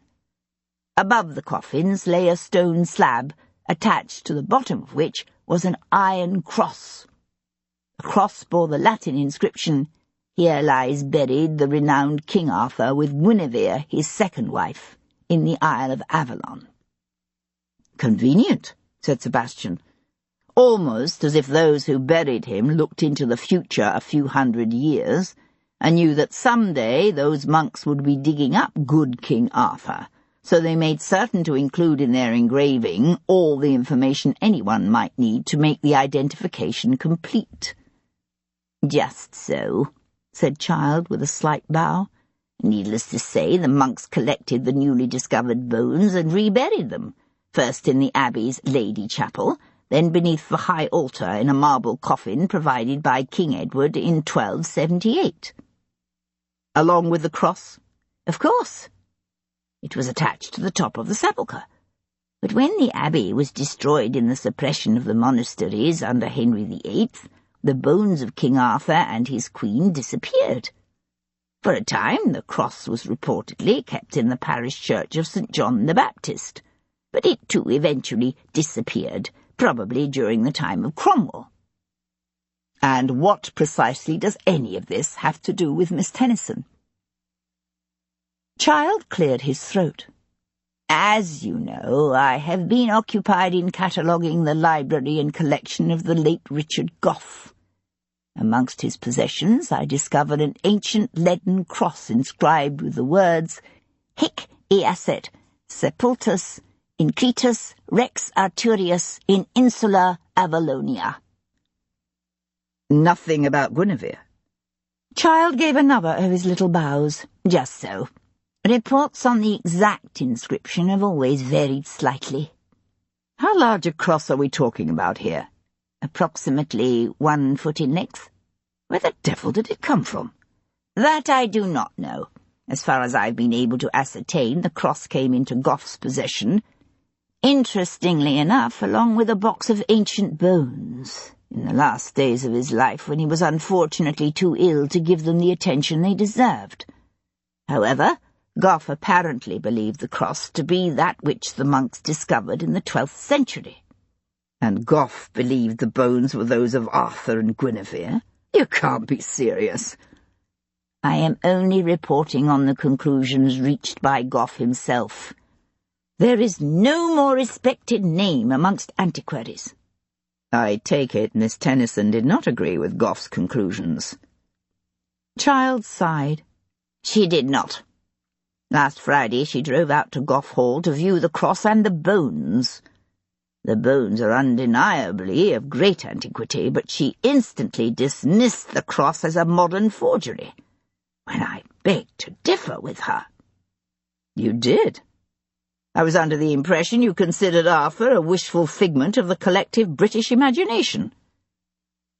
Child puffed out his chest. I may personally doubt the validity of the various tales which have grown up around some obscure figure who may or may not have actually lived. However, I have nothing but respect for the scholarship of Mr. Richard Goff, and I would consider it unprofessional to cavalierly dismiss the relic out of hand, simply because it does not conform to my preconceived notions. So what happened with Miss Tennyson? We argued. Heatedly, I'm afraid. Miss Tennyson became so incensed that she seized the cross from my hands and hurled it into the lake. You were walking beside a lake, carrying a foot-long iron cross? Child stared at him owlishly. We were? Yes. You could hardly expect Miss Tennyson to enter the house to view the artifact. I may have known her since she was in pigtails, but still it would not have been at all proper. So we chose instead to walk in the park. Goff Hall has a lovely, and unfortunately very deep, ornamental lake. Unfortunate indeed. Needless to say, her intemperance in positively flinging the cross into the lake enraged me. I fear I flew into quite a passion myself. Heated words were exchanged, and she departed in high dudgeon. I never saw her again. Sebastian studied the stout man's flushed, self-satisfied face. He was obviously quite pleased with the tale he had concocted, but where the actual truth lay was impossible for Sebastian to guess. He said, I assume the servants at Goff Hall can corroborate your story. There is only an elderly caretaker and his wife in residence at the moment, but I have no doubt they will vouch for me, yes. Old Bentley even helped me drag a grappling hook along the edges of the lake, but we gave it up after an hour or so. I fear the cross is lost, this time forever. You believe it was genuine? I believe it was the cross presented to the world by the monks of Glastonbury in 1191, yes. Which was not, Sebastian noted, precisely the same thing. He watched a cluster of legal students hurry across the gardens, their black robes flapping in the hot wind. You say Miss Tennyson was angry? She was, yes.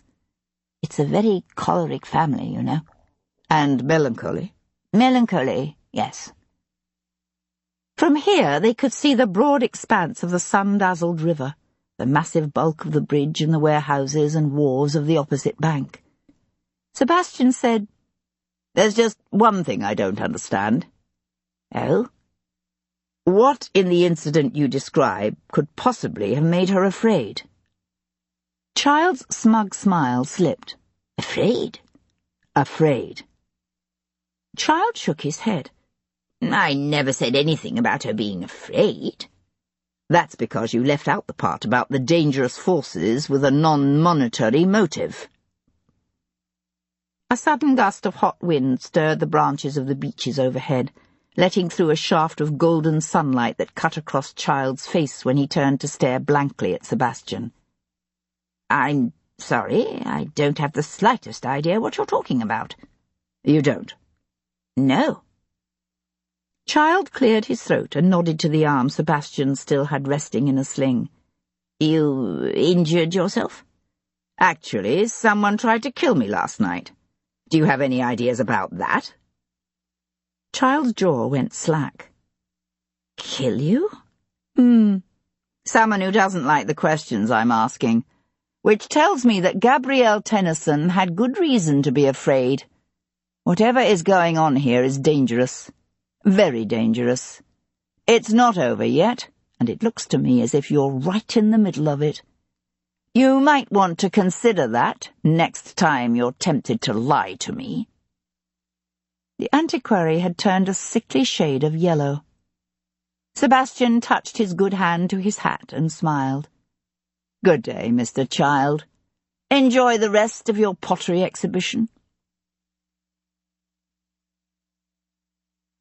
Chapter 26. 20 minutes later, Sebastian turned his curricle into Bow Street to find the lane ahead clogged by a raucous, tattered mob that spilled out of the public office to overflow the footpath and completely block the narrow carriageway. Ragged men and gaunt-cheeked women, clutching an assortment of howling, filthy, malnourished children, jostled and shoved one another in a frantic melee, swirling around a small, bespectacled magistrate endeavouring to push his way through the motley crowd. "Lord Devlin!" called Sir Henry Lovejoy, determinedly turning his steps toward the curricle. "What the devil is all this?" asked Sebastian, as Tom jumped down to run to the frightened chestnuts' tossing heads. Lovejoy staggered against the side of the carriage, buffeted by the surging crowd. "It's been like this since yesterday. We've been positively besieged by parents offering up their children for Mr. Tennyson's reward. Everything from babes in arms to sturdy lads of 12 and 14. Even girls. And this is only the overflow. Tennyson has hired a solicitor with chambers near Fleet Street to which anyone with information is supposed to apply." "My God," said Sebastian, his gaze travelling over the desperate, starving mass. "No indication yet of what actually happened to the Tennyson children?" Lovejoy blew out a long, tired breath and shook his head. "It's as if they simply vanished off the face of the earth." The magistrate gave a lurch and almost fell as a wild-eyed, pock-scarred woman clutching what looked like a dead child careened into him. He righted himself with difficulty. The crowd was becoming dangerous. "Have you discovered anything of interest?" "Not yet," said Sebastian. As much as he trusted Sir Henry when it came to murder investigations, Sebastian had learned to play his cards close to his chest. "I was wondering if you could provide me with the direction of the girl who found Miss Tennyson's body." "You mean Tessa Sawyer? She lives with her father a few miles to the southwest of the moat in a village called Cockfosters. I believe the mother is dead, while the father is something of a layabout. Why do you ask?" "I have some questions I thought she might be able to answer." Sebastian was aware of the magistrate giving him a long, steady look. But Lovejoy only nodded and took a step back into the shouting, jostling crowd. Cockfosters proved to be a tiny village, consisting largely of a church, an aged inn, and a few villas and scattered cottages lying to the west of Camlet Moot. Following directions given by the curate at the village church, Sebastian drove up a rutted track to a tumble-down thatched cottage of whitewashed, rough-coursed stone that lay on the far edge of the hamlet. A young girl of some 15 or 16 years of age was in the dusty, sun-baked yard, pegging up clothes on a line stretched between a corner of the house and a half-dead mulberry tree. A slim, tiny thing with baby-fine brown hair and eyes that looked too big for her face, she hummed a fey, haunting tune as she worked, so lost in her own world that she seemed oblivious to the elegant curricle drawing up outside her gate. Sebastian jumped down into the dusty lane and felt a shooting jolt of pain in his arm, for he had dispensed with the sling on the drive out to Enfield. He paused a brief moment to catch his breath, then said, "Excuse me, miss. Are you Tessa Sawyer?" "Oh!" The girl jerked, her hands clenching the wet shirt she held to her chest, her nostrils flaring in alarm. "You startled me, you did." "I beg your pardon." Sebastian paused with one hand on the gate's rusty latch. "May I come in?" The girl dropped a nervous curtsy, her eyes widening as she glanced from Sebastian to the carriage waiting in the sun-soaked lane, its high-bred chestnuts flicking their tails at the flies. "Oh, yes, sir, but if you're looking for me dad, he's not here. He's out helping search for the bodies of them dead boys, he is."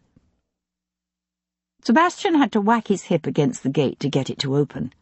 "Actually, you're the one I wish to speak to. What makes you think the boys are dead, Tessa?" Tessa shook her head in some confusion. "That's what everyone's saying, isn't it? I mean, it stands to reason, don't it?"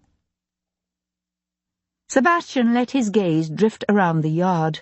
A few scrawny chickens pecked half-heartedly at the bare earth, while a brown goat with a bell around its neck nuzzled a pile of rubbish beside the remnants of an old stone shed. If there had ever been any glass in the cottage's windows, it was long gone, the unpainted shutters hanging at drunken angles. From the looks of the worn, mouldy thatch, Sebastian had no doubt the roof leaked when it rained. He said, "Did you see any sign of the children when you were at the moat Sunday night?" Tessa shook her head. "No, sir. I didn't see nor hear nothing except a little splash, and I can't rightly say what that was. It could have been a water rat or maybe a frog." "Had you ever seen the lady in the boat before?" Tessa swallowed, her face becoming pinched. "Just once." "Really? When was that?" "Last week sometime. I think maybe it was Sunday." "You mean this past Sunday?" "No, the Sunday before." "You saw her at the island?" "Oh, no, sir. She came here, she did, to Cockfoster's." Sebastian knew a flicker of surprise. "Do you know why?" Tessa sucked her lower lip between her teeth and bit down on it, her gaze drifting away. "Tell me," said Sebastian. She drew in a quick breath. "She come here looking for Rory Forster. Let into him something fierce, she did, just outside the smithies." "Forster lives in the village?" "On a farm to the east of here. Didn't you know?" Sebastian's ignorance obviously shocked her. "Most of the men doing the digging at the moat come from Trent Place, but Sir Stanley hired Rory on account of how he once worked for some famous gentleman down in Salisbury." "You mean Sir Richard Colt Hoare? At Stonehenge?" The girl looked at him blankly. "I wouldn't know about that." "And what precisely was Miss Tennyson's interest in Forster?" Tessa turned away and began pegging up the shirt. "I weren't there for most of it." "But you did hear about it afterward, didn't you?" "Didn't you?" Sebastian prodded when the girl remained mute.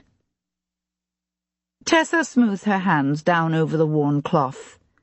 "Folks say she was mad at Forster for tearing out the lining of the island's well. They say somebody turned it into a muddy mess." "A well?" She nodded, her face hardening. "He shouldn't have done that. It's a special place." "Special? In what way?" She threw him a quick sideways glance.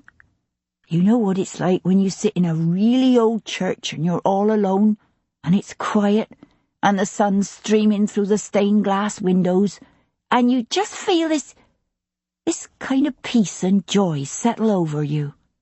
That's what it's like at the White Lady's well." "What White Lady?" "The White Lady. I've never seen her myself, but others have. She guards the well. She always has." Sebastian studied the girl's fine-boned face, the wistful look in her big hazel eyes, and resisted the urge to point out that the White Lady of Camlet Moat had obviously failed to guard her well from some treasure hunter's shovel. He'd heard of the Well Maidens, ancient nature spirits said to guard the sacred wells and springs of Britain and Ireland. Although belief in the Well Maidens predated Christianity, it had never completely disappeared, and small shrines to the Well Maidens could still be found scattered across the countryside. Somehow, it seemed all of a piece with everything else he'd learned about the island that it should have a sacred well, too. He realized Miss Tennyson must have come upon the destruction when she visited the island in the company of Arsinoe and the children. He said, "Did she drive to the village in a gig?" With a man and 2 children? Yes, sir. Where would I find Forster? Tessa sniffed and jerked her head back towards the crossroads. He married the widow Clark just last year. Her farm's on the edge of the old chase. Sebastian touched his hat and swept the girl an elegant bow. Thank you, Miss Sawyer. Good day. Turning away, he was reaching for the gate's latch when Tessa said suddenly, "You know, I did hear the last part of what Miss Tennyson said to Rory." Sebastian swung to face her. Oh? And what was that? She told him she was going to ask Sir Stanley to fire him. And did you hear Rory's response? Aye. He said that weren't a good idea. And when she asked him if he was a-threatening her, he said— Tessa broke off, all colour leaching from her cheeks. What did he say? The girl swallowed. He said, yes. Recorded Books presents When Maidens Mourn by C.S. Harris. Chapter 27. Sebastian found Rory Forster clearing rocks from a grassy field edged by a small stream. Reining in beneath the shade cast by a spreading elm, Sebastian paused to watch as the man heaved a watermelon-sized stone up onto the pile in the bed of the low cart beside him. The cart's brown mule stood placidly in the afternoon heat, ears twitching as Sebastian left the curricle in Tom's care and climbed over the stile. "Good afternoon," Sebastian called. Straightening, with another large grey stone clutched in both hands, Forster threw a quizzing glance at Sebastian, then dropped the rock into the cart. "What are you doing here? Didn't you hear? The digging at Camlet Moat is finished. I don't work for Sir Stanley no more, and I got nothing else to say to you." Sebastian brushed away a fly buzzing about his face. "When we spoke the other day, you forgot to mention your confrontation with Miss Tennyson a week ago last Sunday. Here, in Cockfoster's, outside the smithies. Me brother's the smith, like our da was before him. Which I suppose explains how Miss Tennyson knew where to find you." Forster turned away to stoop down and grasp another rock. Sebastian said, "The incident was witnessed by half the village." Forster grunted. "Aye, she were a feisty thing, that woman. She could squawk all she wanted, but I knew that in the end she wasn't a-going to go to Sir Stanley. She'd no proof of anything." "Maybe she recently discovered something. Maybe that's why you killed her." Forster heaved another rock up and over the side of the cart. "I told you and the magistrate both I was home with me wife Sunday." Sebastian stared off to where the field sloped gently toward a line of chestnuts growing along a small watershed to the west. The air was hot, the pasture a bright emerald green and scattered with small daisies. The scene was deceptively peaceful, with an air of bucolic innocence that seemed to have no place for passion and greed. Or murder. He said, "Do you believe Sir Geoffrey de Mandeville hid his treasure on the island?" Forster glanced over at him and smiled, the dimple-like slashes appearing in his tanned cheeks. "De Mandeville? Nah. But did you never hear of Dick Turpin?" "Dick Turpin? You mean the highwayman?" "Aye. Him as once worked Finchley Common. Used to hide out at the island, he did. His uncle Knott owned the Rose and Crown by the brook across the chase at Clay Hill. Seems to me if there's treasure on that island, it's more likely Dick Turpin's than some old knight what's been dead and gone for who knows how many hundreds of years." "Is that what you were looking for? A highwayman's gold?" Forster reached for his mule's reins. "Never claimed it were me. All I'm a-saying is, Turpin's story is well known about here. Could have been anyone looking for what he might ha' hid." "So why did Miss Tennyson accuse you?" Forster urged the mule forward a few feet, then stopped to reach for another stone. "She didn't like me much. Never did." "And you didn't like her," said Sebastian, keeping his eyes on the hefty rock in Forster's hands. "I won't deny that. She threatened to tell Sir Stanley I was the one who tore apart the well, but she had no proof, and she knew it. So why did you threaten her? I didn't. Anyone who tells you different is either making stuff up or just repeating crazy talk he heard. Forster slammed the rock down on the growing pile, then paused, with his fists propped on his lean hips, his breath coming hard, his handsome sun-browned face and neck glistening with perspiration. I've been doing me some thinking, and it occurs to me that maybe Sir Stanley has more to do with what happened to the lady than I first suspicioned. Odd, given that yesterday you seemed more intent on casting suspicion on Sir Stanley's wife, Lady Winthrop, than on Sir Stanley himself. I told you, I've been doing me some thinking. It occurs to me this might all have something to do with the way Sir Stanley likes to fancy himself one of them ancient druids. A druid, said Sebastian. That's right. Dresses up in white robes and holds heathen rituals out at the island. I know for a fact Miss Tennyson seen him doing it just the other day. He could have been afraid she'd give away his secret. Couldn't have been much of a secret if you knew about it. Forster's eyes narrowed with unexpected amusement. He laid a finger beside his nose and winked, then turned away to stoop for another stone. Sebastian said, "And how precisely do you know that Miss Tennyson saw Sir Stanley enacting these rituals?" Forster hawked up a mouthful of phlegm and spit it into the grass. "Because I was there myself. Last Saturday evening it was, long after we'd finished work for the day. Sir Stanley was at the island in his robes when Miss Tennyson comes back." "How?" interjected Sebastian. "What do you mean, how?" "You said Miss Tennyson came back. So was she walking? In a gig? Who was driving her?" "She come in a gig, driving herself." It was the first Sebastian had heard of Gabrielle Tennyson driving herself. It was not unusual for a woman to drive in the country without a groom, but Gabrielle would have driven out from London, which was something else entirely. He said, "Did she do that often? Drive herself, I mean." "Sometimes." "So you're saying she arrived at the island and found Sir Stanley about to engage in some sort of ancient ritual?" "That's right. Just before sunset it was." "Did either of them know you were there?" "Nah, I was hid behind some bushes." "And what precisely were you doing at the island?" "I forgot me pipe." "Your pipe?" Forster stared at Sebastian owlishly, as if daring Sebastian to doubt him. "That's right. Went back for it, I did. Only then I seen Sir Stanley in his strange get-up, so I hid in the bushes to see what was going on." "And you were still hiding in the bushes when you saw Miss Tennyson drive up?" "I was? Yes." Forster turned away to reach down for a big jagged rock. "I couldn't hear what they were saying, but there's no doubt in me mind she seen him and that rig he was wearing." "And then what happened?" "I dunno. I left." "So you're suggesting what, precisely? That Sir Stanley was so chagrined by Miss Tennyson's discovery of his rather unorthodox behaviour and belief system that he lured her back to the island on Sunday and killed her?" "I ain't suggesting nothing. Just telling you what happened, that's all." "I see.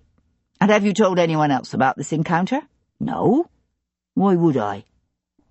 "Why, indeed." Sebastian started to turn away, then paused as a thought occurred to him. "One more question. Did you discover anything unusual or interesting in the course of the excavations at the island last Saturday?" Forster frowned.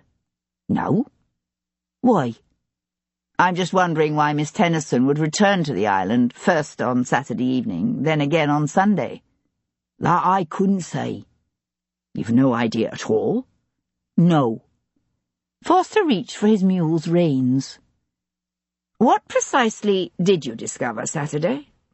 "Just an area of old cobblestones, like a courtyard or something." "That's all?" "Ain't nothing to kill a body over, is it?" "Well, is it?" "I wouldn't have thought so," said Sebastian, "except for one thing." Forster wrapped the reins around his fists. "What's that?" "Miss Tennyson is dead." "And them two nippers." said Forster. "Are they dead?" Sebastian asked, his gaze hard on the countryman's beard-shadowed face. "They ain't been found, have they?" "No," said Sebastian. "No, they have not." "You think he's telling the truth?" Tom asked as Sebastian leapt up into the curricle's high seat. Sebastian glanced back at his tiger. "How much did you hear?" "Most of it." Sebastian gathered his reins. "To be frank, I'm not convinced Forster has the imagination required to invent such a tale entirely out of whole cloth. But do I believe him? Hardly. I suspect he went out to the island that night on a treasure-hunting expedition, but he may indeed have seen something." He turned the horses' heads toward Enfield Chase. "I think I'd like to take a look at this sacred well." The island lay deserted, the afternoon sun filtering down through the leafy canopy of old-growth elms and beech to dapple the dark waters of the moat with rare glints of light. "Ain't nobody here," whispered Tom, as Sebastian drew up at the top of Camlet Moat's ancient embankment. "I thought they were still looking for them two boys." "They are, but I suspect they've given up hope of finding any trace of them around here," said Sebastian, his voice also low. Like Tom, he knew a reluctance to disturb the solemn peace of the sight. Without the scuffing sounds from Forster's shovel or the distant shouts of the searchers they'd heard the day before, the silence of the place was as complete as if they'd strayed deep into a forgotten, enchanted forest. Sebastian handed his reins to the tiger and jumped lightly to the ground, his boots sinking into the soft leaf mould beside the track. One of the chestnuts nickered, and he reached out to caress the horse's soft muzzle. "Walk 'em a bit. I shouldn't be long." "Aye, governor." He crossed to the island by way of the narrow land bridge. The trenches, dug by Sir Stanley's workmen, had all been filled in, leaving long, narrow rows of mounded dark earth that struck Sebastian as bearing an unpleasant resemblance to the poor holes of churchyards. But he knew that in a year or so the grass and brush of the island would cover them again, and it would be as if no one had ever disturbed the site. Sebastian paused for a moment, his gaze drifting around the abandoned clearing. One of the more troublesome aspects of this murder had always been the question of how Gabrielle Tennyson, and presumably her cousins, had travelled up to the moat that fateful Sunday. The discovery that Gabrielle sometimes drove herself here in a gig opened up a host of new possibilities. It was an unorthodox thing for a young woman to do, to drive herself into the countryside from London. Perhaps she thought that at the age of 28 she was beyond those restrictions. Or perhaps she considered the presence of her 9-year-old cousin and his brother a sufficient sop to the proprieties. But if the Tennysons had driven themselves here that fatal day, the question then became, what the bloody hell happened to the horse and gig? And why had no liveryman come forward to say he had hired the equipment to them? Sebastian turned to follow the path he'd noticed before, a faint trail that snaked through the brambles and brush to the northeastern corner of the island. It was there, in a small clearing not far from the moat's edge, that he found what was left of the old well. Once neatly lined with dressed sandstone blocks, the well now looked like a dirty, sunken wound. Ripped from the earth, the old lining stones lay jumbled together with wet clay and shattered tiles in a heap at the base of a gnarled hawthorn that spread its bleached branches over the muddy hole. From the tree's branches fluttered dozens of strips of tattered cloth. Sebastian drew up in surprise. They called them rag trees, or sometimes clooty trees, relics of an ancient belief whose origins were lost in the mists of time. The trees could be found at sacred places to which suppliants with a problem, be it an illness, grief, hardship, or unrequited love, came to whisper a prayer and leave a strip of cloth as a token offering that they tied to the branches of the tree. As the cloths rotted in the wind and sun and rain, the suppliants believed their prayers would be answered, their illnesses cured, their problems solved. Rag trees were typically found beside sacred wells or springs, for dipping the cloth in holy water was said to increase the power of the charm. He understood now why Tessa had ventured out to Camlet Moat by moonlight. He watched as a hot breeze gusted up, flapping the worn, weathered strips of cloth, and he found himself wondering how many other villagers came here to visit the island's sacred well. Quite a few, from the look of things. He went to hunker down beside the pile of muddy stones.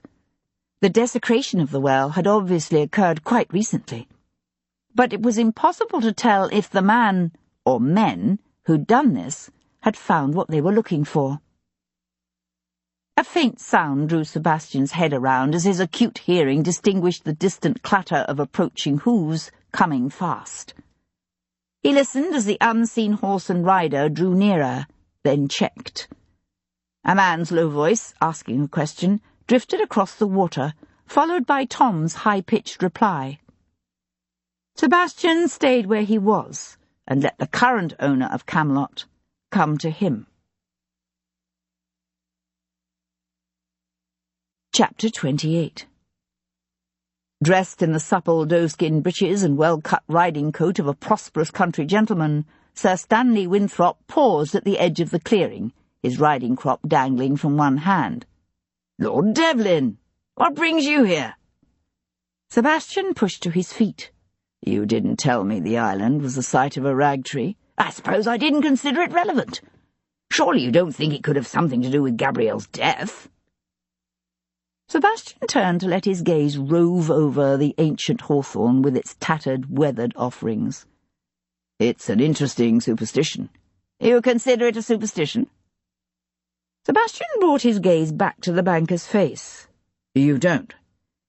"I think there are many things on this earth we don't understand, and the power of the human will is one of them." Sebastian nodded to the pile of muddy stones at his feet. "When did this happen?" "Gabrielle found it this way when she came up here a week ago. There's an old legend that Geoffrey de Mandeville buried his treasure beneath the well. Any idea who's responsible?"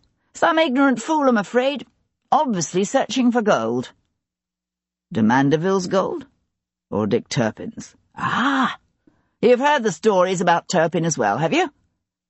Winthrop stared down at the muddy mess, and Sebastian caught a flash of the steely rage he'd glimpsed briefly once before.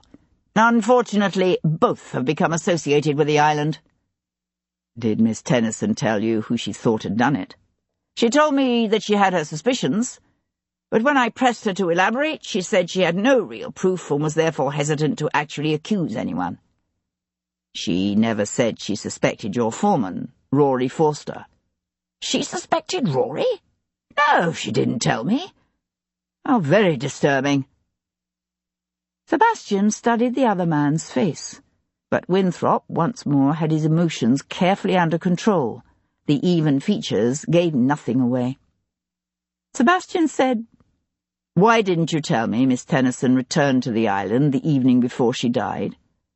Or that you were here that evening, too?" Winthrop was silent for a moment, as if tempted to deny it. Then he pursed his lips and shrugged. "If you know we were here, am I to take it you also know why?" "I'm told you have an interest in Druidism, that you came here last Saturday dressed in white robes to enact a pagan ritual in observance of Lammas. Is that true?" A faint glimmer of amusement shone in the other man's eyes. "What precisely are you imagining, Lord Devlin? That Gabrielle came upon me by chance and I was so horrified to be discovered that I murdered her to keep her quiet?" "It has been suggested." "Really?" "By whom?" "You know I can't answer that." "No, I suppose you can't. Are you interested in Druidism?" "Does it shock you that I should have an interest in the religions of the past?" "No." Winthrop raised an eyebrow in surprise. "In that you are unusual, believe me." Sebastian said, "And did Miss Tennyson share your interest in the religion of our ancestors?" "She shared my interest, yes. I can't, however, say she shared my belief." "Do you believe?" Again that faint gleam of amusement flickered in the banker's light grey eyes. "I believe there are many paths to wisdom and understanding. Most people are content to find the answers to life's questions in the formal dogmas and hierarchies of organized religion. They find comfort in being told what to believe and how to worship. And you? Me? I find my peace and sense of meaning in ancient places such as this." Winthrop spread his arms wide, his palms lifted to the sky. "With the trees and the water and the air. The exact beliefs of our ancestors may be lost, but the essence of their wisdom is still here. If you listen to the whispers on the wind, and open your heart to our kinship with the earth and all her creatures." "Is Lady Winthrop aware of your beliefs?" Winthrop's hands dropped back to his sides. "She is aware of my interest." Which was not, as Winthrop himself had pointed out, the same thing at all. Sebastian said, "I gather Lady Winthrop's own religious beliefs are rather orthodox and rigid," he thought, although he didn't say it. "We must each follow our own individual paths." Sebastian studied the older man's craggy face, the chiselled line of his strong jaw, the fashionably cut flaxen hair mixing gracefully with white.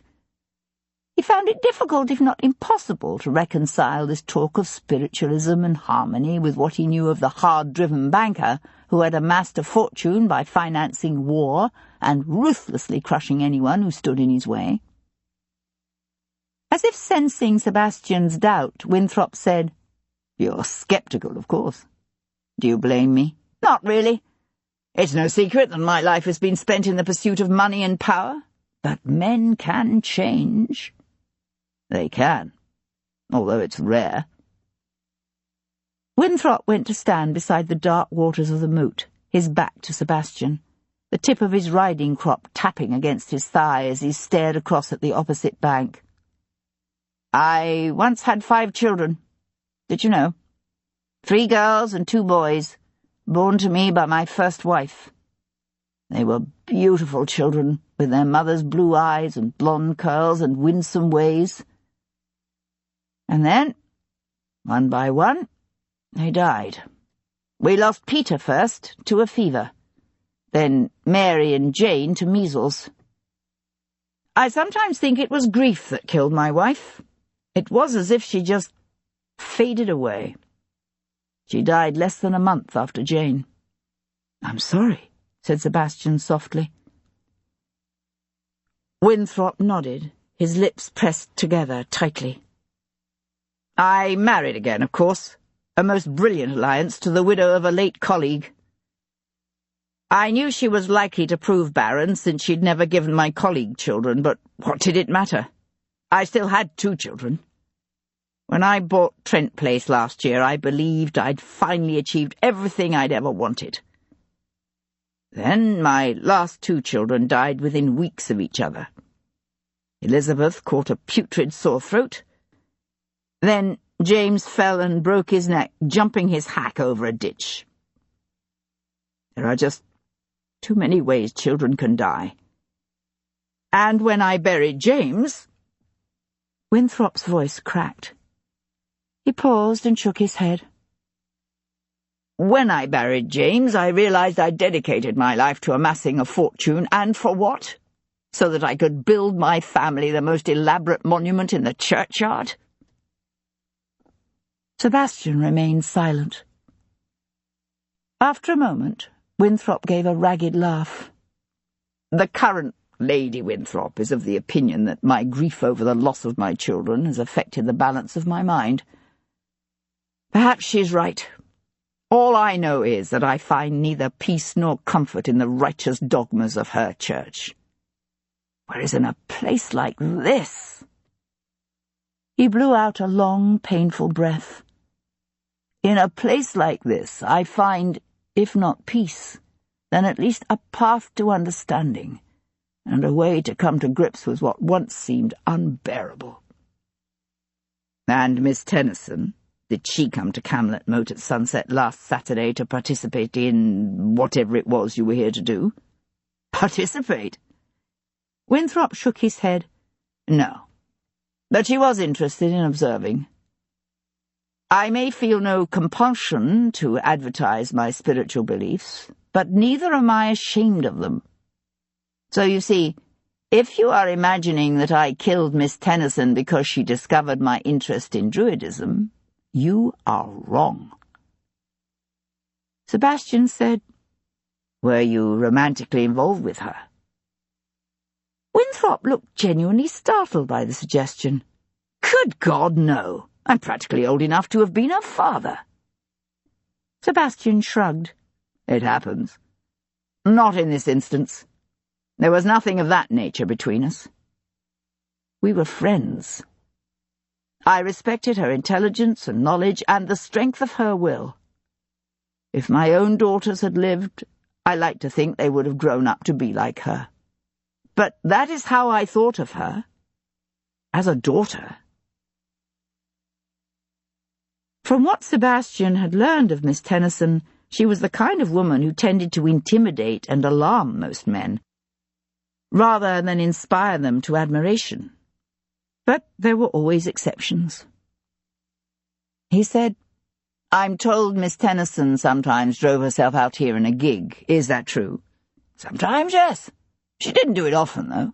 Winthrop gave a soft smile that faded rapidly. When her brother complained about her habit of taking the stage, she said she'd always threatened to take to driving herself instead. But she did drive herself out Saturday evening. She did, yes. Do you think it's possible she drove herself out here Sunday as well?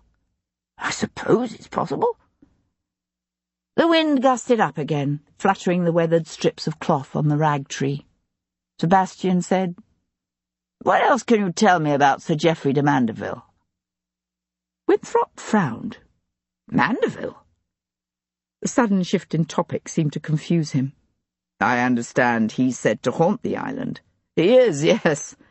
Although the local legend that claims he drowned in this well is nonsense.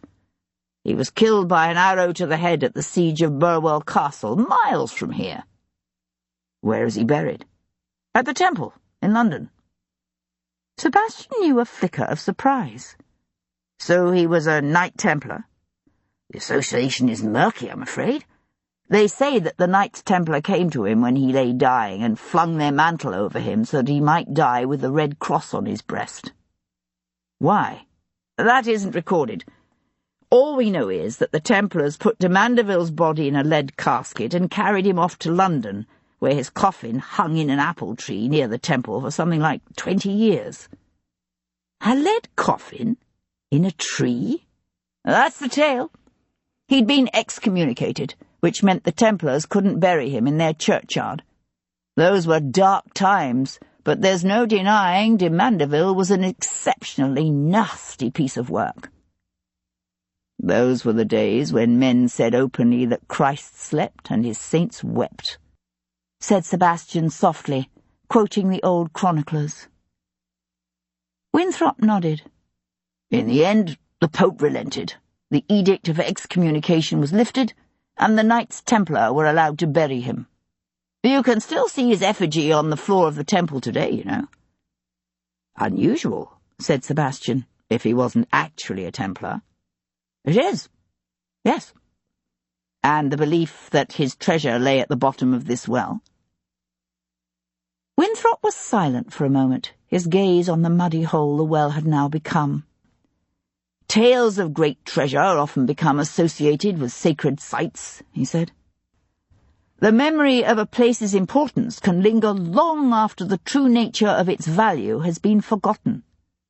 Then those who come later, in their ignorance and greed, imagine the place as a repository of earthly treasures. You think that's what's happened here? Unfortunately, there's no way of knowing, is there? But the association of Camelot, the Templars, and tales of lost treasure is definitely intriguing. Intriguing, said Sebastian, or deadly? Sir Stanley looked troubled. Perhaps both. Hero spent the rest of the morning sorting through the stacks of Gabrielle Tennyson's books and papers, looking for something, anything, that might explain her friend's death. She couldn't shake the conviction that the key to Gabrielle's murder lay here, in the piles of notes and translations the woman had been working on. But Gabrielle's interests had been so wide-ranging, reaching from the little-known centuries before the Celts, through the time of the Romans, to the Dark Ages that befell Britain following the collapse of the Empire, that wading through her research was a formidable undertaking. It was when Hero was studying Gabrielle's notes on the Lady of Shalott that a loose sheet of paper fluttered to the floor. Reaching down to pick it up, she found herself staring at a handwritten poem. "Bid me to weep, and I will weep, while I have eyes to see. And having none, yet I will keep a heart to weep for thee. Bid me despair, and I'll despair under that cypress tree. Or bid me die, and I will dare e'en death to die for thee. Thou art my life, my love, my heart, the very eyes of me, and hast command of every part to live and die for thee." Hero leaned back in her seat, her hand tightening on the paper, the breath leaving her lungs in a rush as a new and totally unexpected possibility occurred to her. Chapter 29. Hero was curled up with a book in an armchair beside the library's empty hearth, a volume of 17th-century poetry open in her lap, when Devlin came to stand in the doorway. He brought with him the scent of sunshine and fresh air and the open countryside. "What happened to your sling?" she asked, looking up at him. "It was in my way." "Now there's a good reason to stop wearing it." He huffed a soft laugh and went to pour himself a glass of wine. "Did Gabrielle ever mention an interest in Druidism to you?" "Druidism? Good heavens, no. Why on earth do you ask?" He came to stand with his back to the empty fireplace. "Because it turns out that she went back out to Camlet Moat at sunset the night before she died, to watch Sir Stanley enact some pagan ritual at an ancient sacred well on the island. Drove herself there, in fact, in a gig." "You can't be serious." "I wish I wasn't, but Rory Forster saw her there, and Sir Stanley himself admits as much." "What was Forster doing at the island at sunset?" "According to Rory, retrieving a forgotten pipe and hiding in the bushes. Although I suspect it far more likely that he went there with the intent of digging for buried treasure and was perplexed to discover he wasn't going to have the island to himself that night." "Treasure?" Buried by either Dick Turpin or a Knight Templar, depending upon which version one believes. Exactly a week before she was killed, Miss Tennyson stormed into Cockfosters and publicly accused Rory of ripping out the lining of the island's sacred well. "In search of this treasure?" Devlin nodded. "According to the legend, Sir Geoffrey de Mandeville hid his ill-gotten gains beneath the bottom of the well, and his spirit is supposed to appear to frighten away anyone who attempts to remove it. But his ghost must have been asleep on the job, because I checked, and someone recently made a right sorry mess of the thing." "You say she confronted Rory a week ago Sunday?" He drained his wine. "The timing is interesting, isn't it? That's the day she was out there with Arsenault. Then just a few days later she drove out to Gough Hall and had a stormy argument with Bevan Child. She was a very confrontational and contentious young woman, your friend." Hero smoothed a hand down over her skirt. "So you spoke to Bevan Child?" "I did. He claims to have discovered something called the Glastonbury Cross amongst Richard Gough's collections. I'm told it's the cross that was said to have marked the graves of King Arthur and Guinevere at the Abbey. Have you ever heard of it?" "Yes." "Well, it seems Miss Tennyson was convinced the cross was a modern forgery, and in the midst of a rather violent argument with Child, she seized the cross and threw it in a lake." She was aware of him watching her intently. "What a strange thing to do," she said. keeping her voice level with effort. He frowned and came to take the seat opposite her. "Are you all right, Hero?" "Yes, of course. Just tired." "Perhaps, under the circumstances, you're doing too much." He said it awkwardly. The coming babe, despite being the reason for their marriage, was something they never discussed. She made an inelegant sound of derision. "If by the circumstances you are referring to the fact that I'm with child, let me remind you that gestation is a natural occurrence, not a dread debilitating disease." "True, yet I do take special care of my mares when they are with foal." At that she laughed out loud. I don't know if I should be flattered or insulted by the comparison. The corners of his eyes crinkled with amusement. "Oh, flattered, definitely." Their gazes met, and the moment stretched out and became something intimate and unexpected. She felt her cheeks grow warm and looked away. "How did you come to learn of Gabrielle's confrontation with Child over the cross?" "Lieutenant Arsinoe told me." "Arsinoe? Now that's interesting." She picked up the sheet of parchment she'd discovered and held it out to him. "I found this, with Gabrielle's papers." "Bid me to weep, and I will weep," he read, "while I have eyes to see." He looked up at her. "You know the poem?" "No, but it does sound familiar, doesn't it? I believe it may be from one of the Cavalier poets." She closed the poetry book and set it aside. "But so far I haven't been able to find it. It's the last 3 stanzas from Robert Herrick's To Anthea, who may command him anything." Her eyes widened. "You know it?" He smiled. "That surprises you, does it?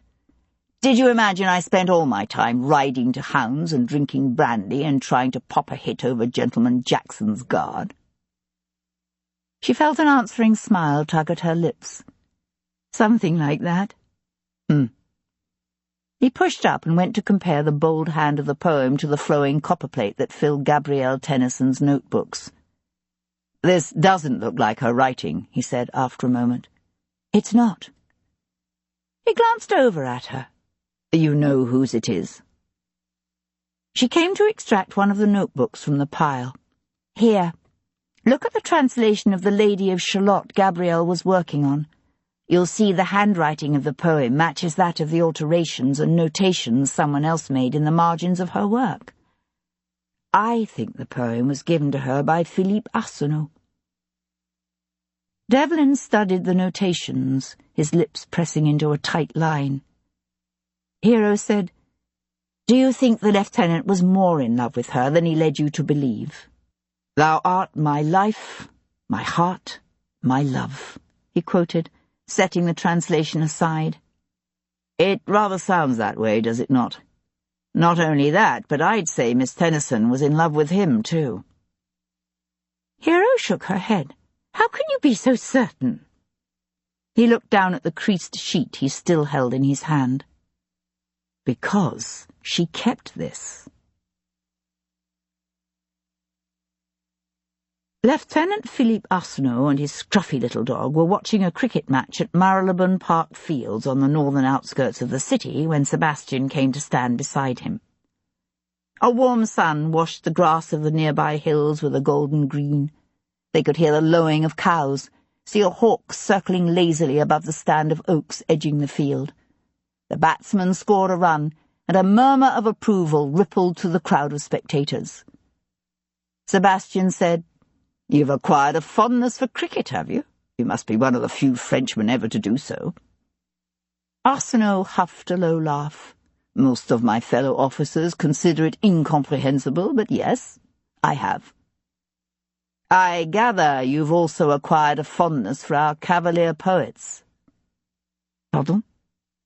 "A heart as soft, a heart as kind, a heart as sound and free, as in the whole world thou canst find, that heart I'll give to thee," quoted Sebastian softly as the bowler delivered the ball toward the batsman. "A lovely piece of poetry," said Arsenault, his attention seemingly all for the bowler. "Should I recognize it?" It's from a poem by Robert Herrick. No ball, called the umpire. The relentless August sun beat down on the open field, filling the air with the scent of dust and hot grass. Arsenault held himself very still, his features wooden, his gaze on the fielders. Sebastian said, "The same poem you copied out and gave to Miss Tennyson." The Frenchman's throat worked as he swallowed. A sheen of perspiration covered his newly sun-reddened face. "You found it, did you?" "Lady Devlin did." "How did you guess it was from me?" "The handwriting matches the notations you made on Miss Tennyson's translation of The Lady of Shalott." "Ah, of course." They turned to walk away from the crowd and take the lane that curled toward the rolling countryside, stretching away to the north. The dog trotted on ahead, tongue lolling happily, tail wagging. Sebastian said, "I hope you don't intend to insult my intelligence by attempting to continue denying the truth." Arsenault shook his head, his gaze on the herd of cows grazing placidly in the grassy, sun-baked pasture beside them. At the top of the slope, a stand of chestnuts drooped in the airless heat, their motionless leaves a vivid green swath against an achingly clear forget-me-not blue sky. "You want the truth, my lord? The truth is I fell in love with Gabrielle the first time I saw her. I was in the reading room at the museum looking at some old manuscripts, and I just happened to look up, and there she was. She was standing beneath the high windows of the reading room, waiting for an attendant to hand her the book she wanted, and I was lost." "She returned your affections?" He gave an odd smile. "She didn't fall in love with me at first sight, if that's what you're asking. But we quickly became good friends. We'd go for walks around the gardens of the museum and argue passionately about the competing visions of love in the two sections of the Roman de la Rose, or the reliability of the various medieval chroniclers. She was several years older than I, you know. She used to tease me about it, call me a little boy. I suspect that if I'd been her own age or older, she would never have allowed our friendship to progress the way it did. But as it was, she felt safe with me. She told me later she'd fallen in love with me before she'd even realized what was happening." "Did you ask her to marry you?" "How could I? Situated as I am, a prisoner of war?" He pointed to the mile marker in the grass beside the road. "See that boundary? Under the terms of my parole, I am allowed to go no further." "Yet you did venture beyond it, the day you and Gabrielle went up to Camlet Moat." Sebastian expected the man to deny it again. Instead, he gave a half-hearted shrug and said, Sometimes men succumb to mad impulses, I suppose, of frustration and despair and a foolish kind of bravado. But how could I ask her to be my wife? How could I ask any woman to share such a circumscribed life, perhaps forever? Yet some paroled French officers do marry here. They do. But they don't marry women like Gabrielle Tennyson. I loved her too much to ask her to live in a garret with me. She had no independence of her own. The Frenchman swung to face him. "Good God! Even if she had, what do you take me for?" "You would hardly be the first man to live on his wife's income." "I am not a fortune hunter." "I never said you were." Sebastian studied the other man's boyish, tightly held face and asked again, "Did you ask her to marry you?" "I did not." Arsenault turned away, his gaze following the dog, who now had his nose to the ground, tail flying high as he tracked some fascinating scent to the prickly edge of the hedgerow, then sat down and let out a woof of disappointment and frustration. Sebastian said, "I think you're still lying to me, Lieutenant." Arsenault gave a ragged laugh. "Oh, and would you blame me if I were?" He flung his arm in an expansive arc that took in the vast urban sprawl stretching away to the south. "You know the mood of hysteria that has swept over the city. Tell all those people Gabrielle Tennyson had a French lover and see what sort of conclusions they leap to. They'd hang me before nightfall." "Were you lovers?" and I mean that in every sense of the word. Monsieur! Arsenault held his head high, his nostrils flaring with indignation, his hands curling into fists at his sides. I should tell you that a post-mortem has been performed on Miss Tennyson's remains. Sebastian hesitated. We know she was no maid. Why, you... Sebastian flung up a forearm to block the punch Arsenault threw at his jaw. Bâtard! Spat Arsenault when Sebastian grabbed his wrist and held it. Sebastian tightened his grip, his lips peeling away from his teeth as he leaned in close, enunciating his words with careful precision. God damn it, cut line, Lieutenant. Whose honour do you imagine I've insulted? Yours? To suggest that a gentleman had seduced a woman he was unable or unwilling to marry was indeed a grave insult. Because this isn't about you, Lieutenant.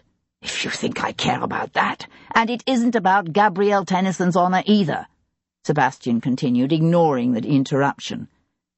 It's about finding the man or woman who killed her, and who probably killed those 2 little boys with her. So, tell me, what do you know of Miss Tennyson's interactions with Sir Stanley?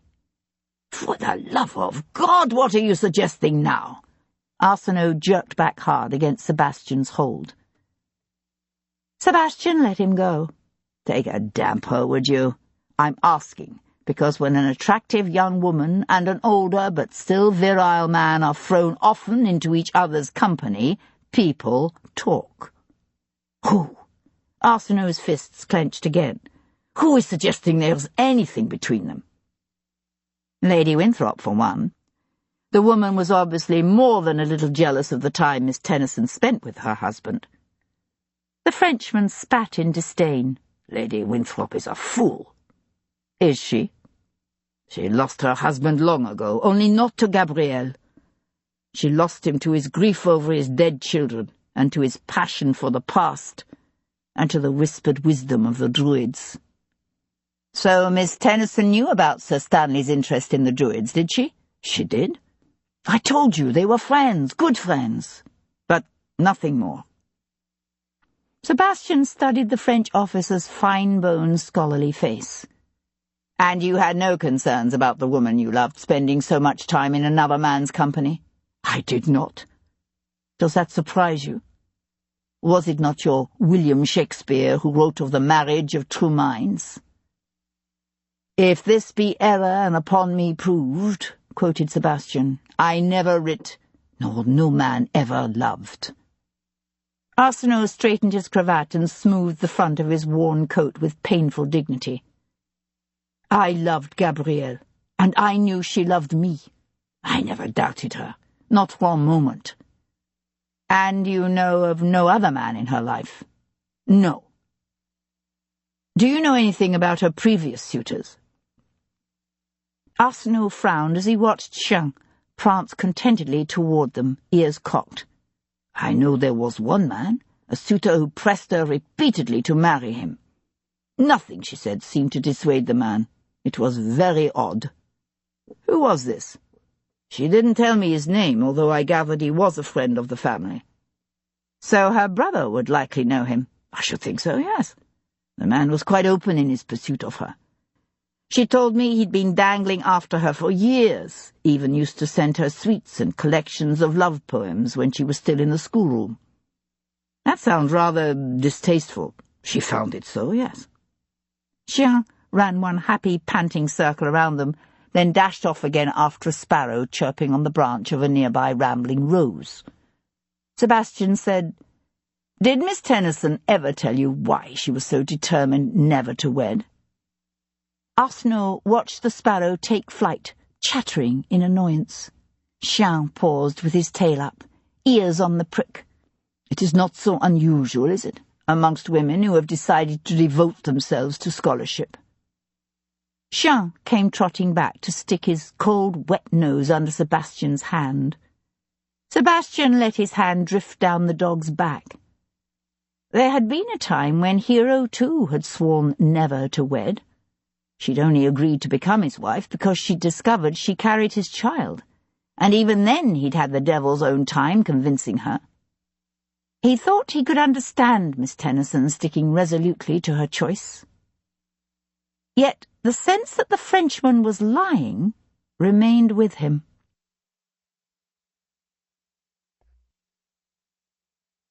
Chapter 30.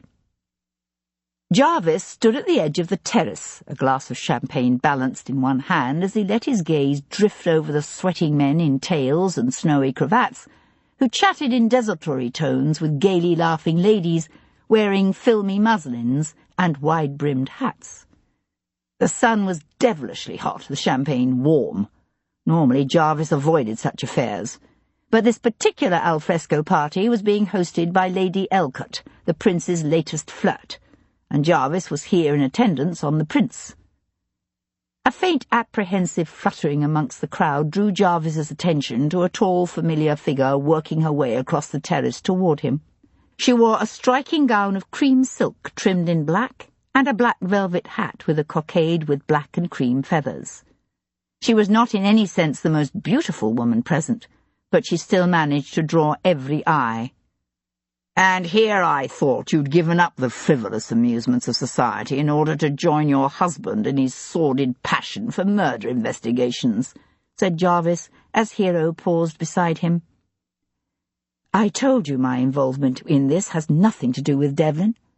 Gabrielle Tennyson was my friend, and whoever killed her will have to answer to me." She let her gaze, like his, slide over the ladies and gentlemen scattered across the lawn below. "Apart from which, I see no reason to view the two pursuits as mutually exclusive." "Society and murder, you mean? You have a point. If truth were told, I suspect you'd probably find that Lady Elcott numbers more murderers amongst her guests than you'd be likely to find down at the corner pub. Although I doubt any of these worthies will ever find themselves in the dock for their crimes." She brought her gaze back to his face. "You do realize I now know about the Glastonbury Cross?" "Do you?" He took a slow sip of his champagne. "And what precisely do you know of it?" His response was obviously not what she had hoped for. Her eyes narrowed, but she covered her disappointment by taking a sip of her lemonade. He smiled. "You learned this game from me, remember? And I'm still better at it than you. Should I tell you precisely what you know? You know that amongst the late Richard Gough's collections, Bevan Child found a box of ancient bones and a graven artifact he identified as the Glastonbury Cross. You also know that Miss Tennyson, when she heard of Child's discovery, dismissed the cross as a modern forgery, and, in a rather alarming fit of unbridled choler, threw the item in question into the lake." Hero returned his smile with one of her own. "Actually, I figured out a bit more than that. I've been looking into those broadsheets you were telling me about, the ones expressing a longing for the once and future king to return and lead the English to victory by ridding us of the unsatisfactory usurpers currently on the throne."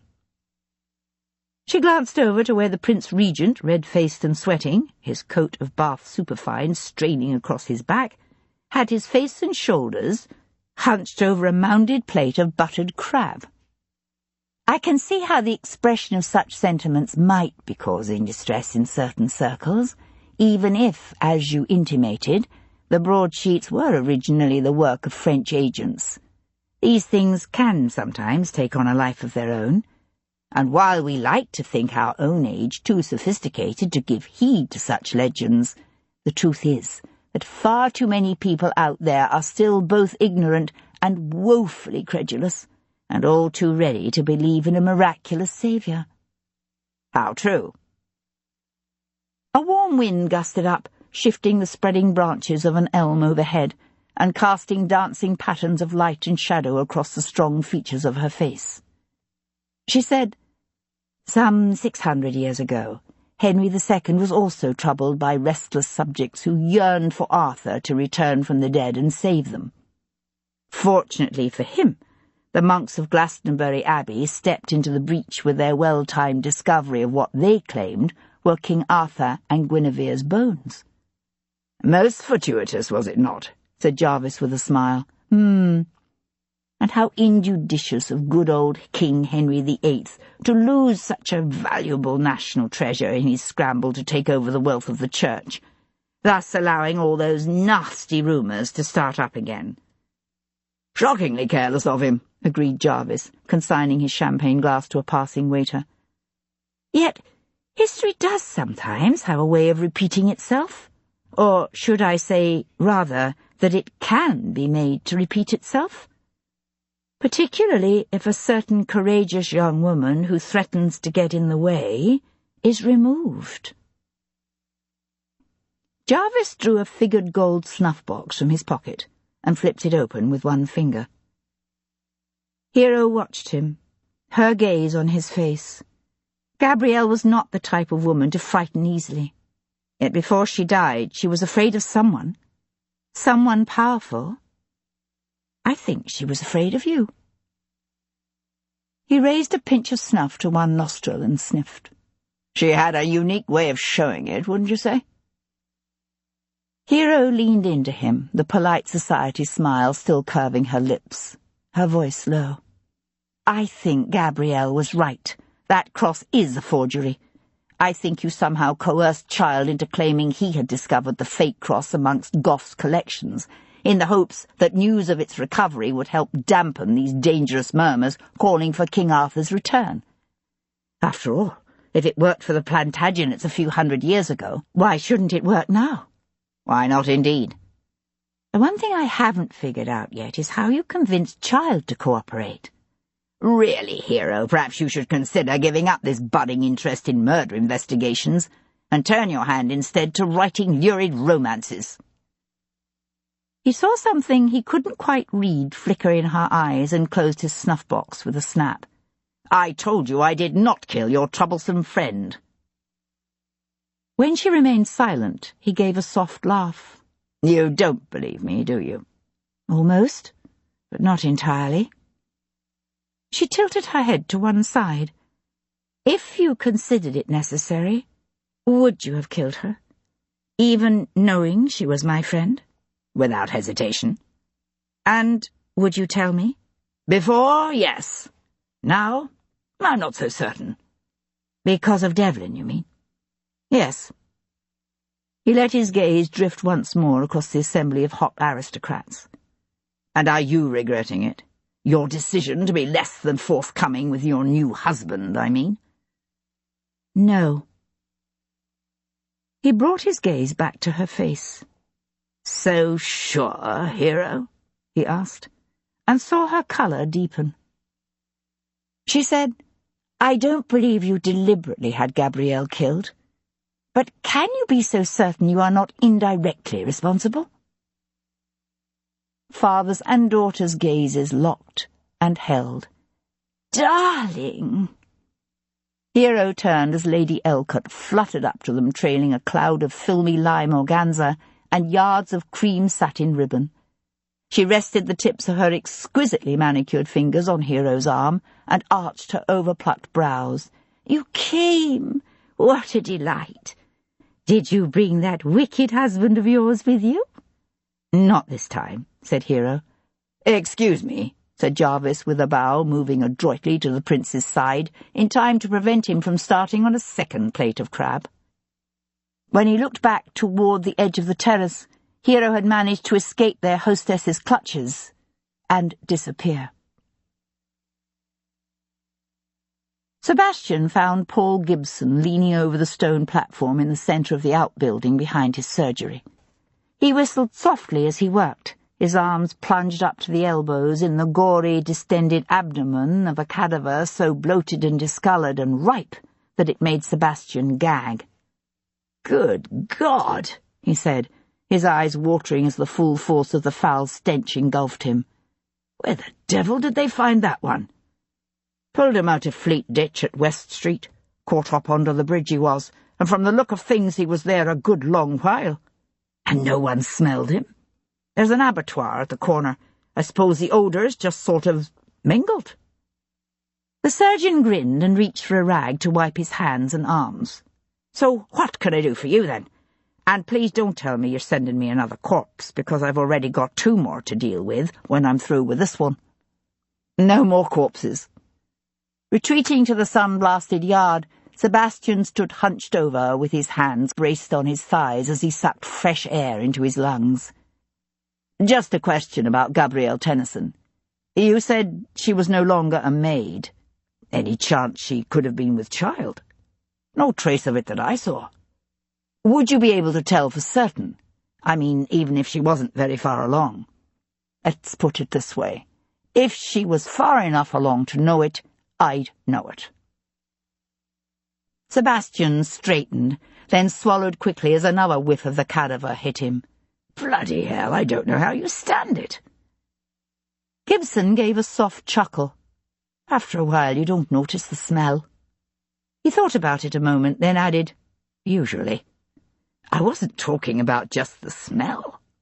Ah. The Irishman's gaze met Sebastian's, the merriment now gone from his face. The thing is, you see, by the time I get them, they're just so much tissue and bone, and that's what I focus on. That's the mystery I need to unravel. I don't need to dwell on the fear and pain they must have experienced during whatever happened that landed them on my table. I don't need to pry into whatever betrayal and hurt or anger and despair was in their lives. That's what you do. And to tell you the truth, Devlin, I don't know how you do it. When Sebastian remained silent, Gibson rested a hand on his shoulder, then turned back toward the stone outbuilding and its bloated, decaying occupant. Was he murdered? Sebastian called after him. The man on your table in there, I mean. Gibson paused in the open doorway to look back at him. Not this one. Tumbled into the water drunk and drowned, most likely. I doubt he even knew what hit him. Which is probably not a bad way to go, if you've got to go. I suppose it does beat some of the alternatives. Gibson grunted. You think Gabrielle Tennyson and her young cousins were killed by a man who was afraid he'd planted a babe in her belly?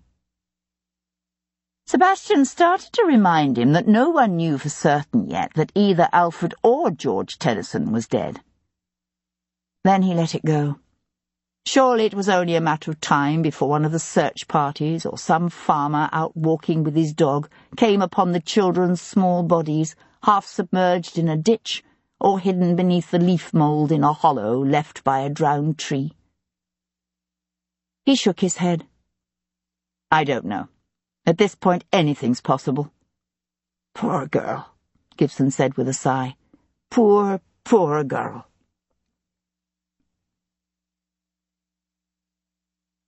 The setting sun was painting purple and orange streaks low on the western horizon by the time Sebastian reached the Adelphi buildings overlooking the Thames. He was mounting the steps to the Tennyson townhouse when he heard his name called. Lord Devlin! Turning, he saw Gabrielle's brother striding across the street toward him. Have you some news? Asked Hildyard Tennyson, his strained features suffused with an agonized hope. I'm sorry, no. Tennyson's lips parted with the pain of disappointment. He'd obviously been out again looking for the children. Dust layered his coat and top boots, and his face was slick with sweat and tinged red by too many hours spent beneath a hot sun. You're still searching the chase? Asked Sebastian as they turned to walk along the terrace overlooking the Thames. The woodland and the surrounding farms and fields, yes. But so far we found nothing. Not a trace.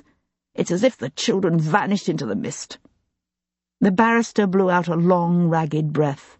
Simply vanished. Sebastian stared off over the river where the sinking sun spilled a wash of gold across the water. Barges loaded with coal rode low and dark in the water. A wherryman rowing his fare across to Lambeth plied his oars. The splash of his wooden panels threw up arcs of droplets that glistened like diamonds in the dying light. Tennyson followed Sebastian's gaze, the circles beneath his eyes dark as he watched the wherryman's progress across the river. I know everyone from the magistrates and constables to the farmers and workmen I've hired thinks the boys must be dead. I hear them speaking amongst themselves. They all think they're looking for a shallow grave, but they don't let on to me. Sebastian kept his gaze on the water. After a moment, Tennyson said, "My cousin, the boy's father, is on his way down from Lincolnshire. He's not well, you know. I just hope to God the journey doesn't kill him." He hesitated, then added, "Or the inevitable grief." Sebastian found it difficult to meet the other man's strained, desperate eyes. "You told me the other day your sister had no interest in marriage." "She didn't? No," said the barrister slowly, obviously struggling to follow Sebastian's train of thought. "She quite fixed her mind against it at an early age. Our father blamed her attitude on the influence of the likes of the Mrs. Berry and Catherine Talbot, but the truth is, Gabrielle was far more interested in Roman ruins and the inscriptions on medieval tombstones than in bride clothes or layettes. Nevertheless, she must have attracted some suitors over the years. Some, yes. But without encouragement, few stayed around for long. Do you remember any who were more persistent than the others?" Tennyson thought about it a moment. "Well, I suppose Child held out longer than most, but good God, no one could suspect him of such a deed." "Child? You mean Bevan Child?" "Yes. You know him?" "Frankly, I would have thought if anyone had a chance with Gabrielle, it would be Child. I mean, the man has both a comfortable independence and a passion for antiquities that matched her own. She'd known him since she was still in the schoolroom. Indeed, he claims he first fell in love with her when she was little more than a child in pigtails and a torn flounce. But she would have none of him." "How did he take her rejection of his suit?" A touch of amusement lit up the barrister's haggard features. "Frankly, with incredulity. No one could ever accuse Child of having a low opinion of himself. At first he was convinced she was merely displaying what he called a becoming degree of maidenly modesty. Then, when he was finally brought to understand that she was not so much shy as merely disinterested, he credited her lack of enthusiasm to an imperfect understanding of his worth. I'd never before realized what an insufferable bore the man could be. I'm afraid he made quite a cake of himself." "When did he finally get the hint? That his suit was hopeless?" "I'm not certain he ever did.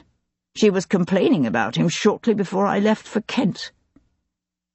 "Complaining about his disparagement of her theories about Camlet Moat, you mean?" "No.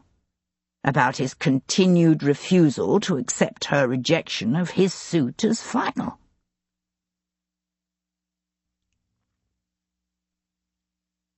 Chapter 31. Bevan Child was feeling his way down the unlit stairs from his rooms in St. James's Street when Sebastian stepped out of the shadows of the landing to grab the scholar by the back of his coat with both fists and swing him around to slam him face first against the wall. "Merciful heavens!" bleated the antiquary as his protuberant belly thwomped into the panelling. "Oh dear, oh dear, oh dear. My purse is in the inner pocket of my coat. You're welcome to it, sir, though I must warn you that you will find there scant reward for this brutish act of violence upon my person." "I'm not interested in your bloody purse," growled Sebastian. "Devlin." The antiquary went limp with relief. "Is that you?" He attempted to twist around, but found himself frustrated when Sebastian tightened his grip. "Good God, I imagined you a cut-purse." He stiffened with gathering outrage. "What is the meaning of this?" Sebastian kept his voice low and deadly calm. "I should perhaps have warned you that when it comes to murder I am not a patient man, and you, Mr. Child, are sorely trying my patience." "There are laws in this country, you know. You can't simply go around accosting gentlemen in their lodgings. It's not legal. It's not right. It's not the done thing." Sebastian resisted the urge to laugh out loud. Instead, he leaned into the antiquary until the man's plump face was squished sideways against the elegantly panelled wainscoting. "You didn't tell me you were a suitor for Miss Tennyson's hand, a disgruntled and annoyingly persistent suitor." "Well, it's not the sort of thing a gentleman does go around talking about now, is it? I mean, a man has his pride, don't you know?" "So you're saying your pride was offended by Miss Tennyson's rejection of your suit?" Child quivered, as if suddenly becoming aware of the pit yawning at his feet. I don't know if I'd say that exactly. Then what would you say, exactly? Women such as Miss Tennyson must be delicately wooed. But I'm a persistent man. I've no doubt my suit would eventually have prospered. You've no doubt? None. Child's voice had grown in confidence to the point of sounding smug. So you would have me believe you didn't know she'd recently fallen in love with a dashing young cavalry officer she met at the British Museum? What? Child tried again to twist around, but Sebastian held him fast. I don't believe it. Who? Who is this man? This is nonsense. You're making that up. It's impossible. You'd better hope I don't discover that you did know. Child blanched. What does that mean? It means, said Sebastian, shifting his grip, that there is a certain kind of man who doesn't take kindly to the realization that the woman he's decided to honor by making her his wife has scorned his courtship, not because she was shy and needed to be delicately wooed, but because she quite frankly preferred another man to him. What does it take to drive a man like you to violence, child, A threat to your scholarly reputation? Or an affront to your manhood? How would you react, I wonder, if the very same woman who'd humiliated you as a suitor then threatened to destroy your credibility as an antiquary? Would that be enough to compel you to murder? Perspiration glistened on the man's forehead and clustered in droplets on the end of his nose. A foul odour of sweat and fear rose from his person, and his voice, when he spoke, was a high-pitched crack. This is madness. Miss Tennyson and I disagreed about the authenticity of the cross in Gough's collection, that is all. My credibility as an antiquary was never threatened in any way. Then why— Sebastian broke off at the sound of the street door opening below. Men's voices, slurred by drink, echoed up the stairwell. He loosened his hold on the antiquary and took a step back. I'm not through with you.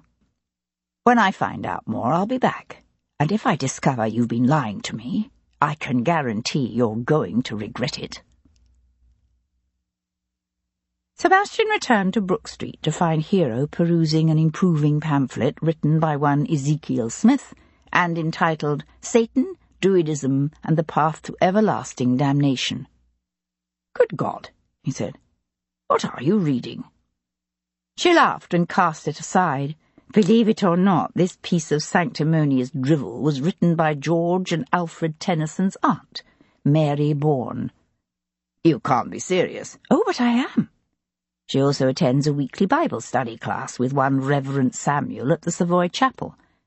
Another member of the study group is none other than Lady Winthrop. He reached for the pamphlet and flipped through it. Now that's interesting. It is, isn't it? She looked over at him, her eyes narrowing.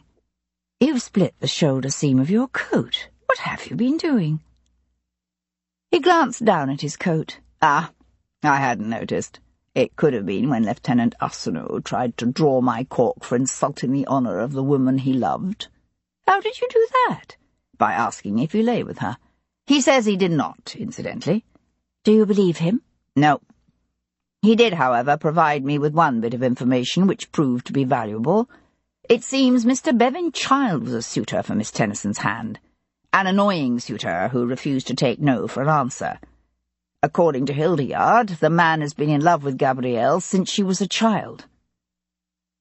Hero stared at him. Did you say, since she was a child? Yes. Why? But she simply shook her head and refused to be drawn any further. Thursday, 6th of August.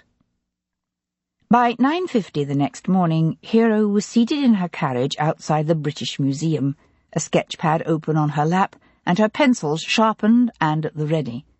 She had no illusions about her artistic abilities. She was able to draw a fairly credible, easily recognizable likeness of an individual, but her sketches were competent, nothing more. If she were a true artist, she could have sketched Bevan Child from memory. As it was, that was beyond her. And so she waited in the cool morning shade cast by the tall fronts of the townhouses lining Great Russell Street. At exactly 9:58, a hackney pulled up outside the Pied Piper. His movements, slow and ponderous in that stately way of his, Mr. Bevanchild descended from the carriage, then stood on the flagway to pay his fare. He cast one disinterested glance at the yellow-bodied carriage waiting near the museum, then strode across the street, his brass-handled walking stick tucked up under one arm. Within the shadows of her carriage, Hero's pencil scratched furiously, capturing in bold strokes the essence of his likeness. As if somehow aware of her intense scrutiny, he paused for a moment outside the museum's gatehouse, the high points of his shirt collar digging into his plump cheeks as he turned his head to glance around, and then he disappeared from her view.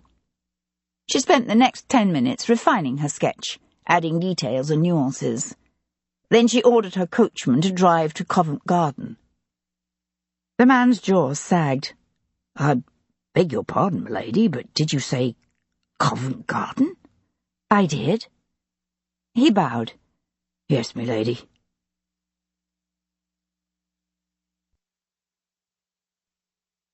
Chapter 32. Sebastian was alone at his breakfast table, reading the latest reports on the Americans' invasion of Canada, when a knock sounded at the entrance. He heard his majordomo Maury cross to open the front door, then a dog's enthusiastic barking echoed in the hall. Sebastian raised his head. "Chien, no!" someone shouted. "Come back!" Maury hissed, "Sir, I really must insist that you control your— Oh, merciful heavens!" A scrambling clatter of nails sounded on the marble floor in the hall, and a familiar black and brown mongrel burst into the room, tail wagging and tongue lolling, in confident expectation of an enthusiastic reception. "So you're proud of yourself, are you?" said Sebastian, setting aside his paper. "Chien!" Lieutenant Philippe Arsenault appeared in the doorway. "I do most profusely beg your pardon, my lord. Chien, heel!" "It's all right," Sebastian told the anxious majordomo, hovering behind the French officer. "The lieutenant and his ill-mannered hound are both known to me. And no, you are not to take that as an invitation to further liberties," he warned as the dog pawed at his gleaming hessians. "Mar the shine on my boots, and Calhoun will nail your hide to the stable door. And if you think that an idle threat, you have obviously not yet made the acquaintance of my valet."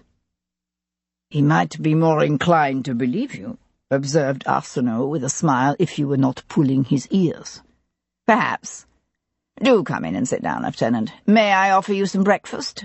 And no, that question was not addressed to you, you hell-born hound, so you can cease eyeing my ham with such soulful intent." "Thank you, my lord, but I have already eaten. We have both eaten," he added, frowning at the dog. "Shame on you, chien. You have the manners of a tatterdemalion.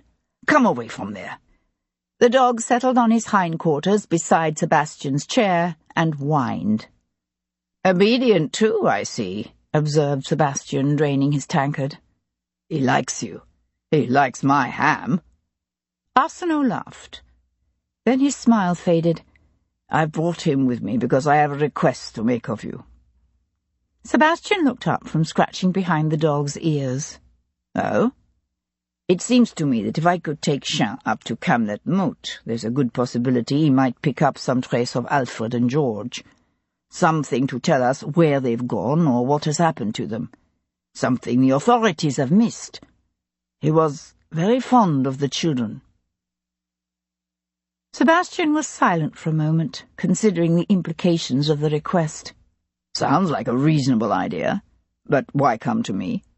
"Because I am not allowed to journey more than a mile beyond the boundaries of the city.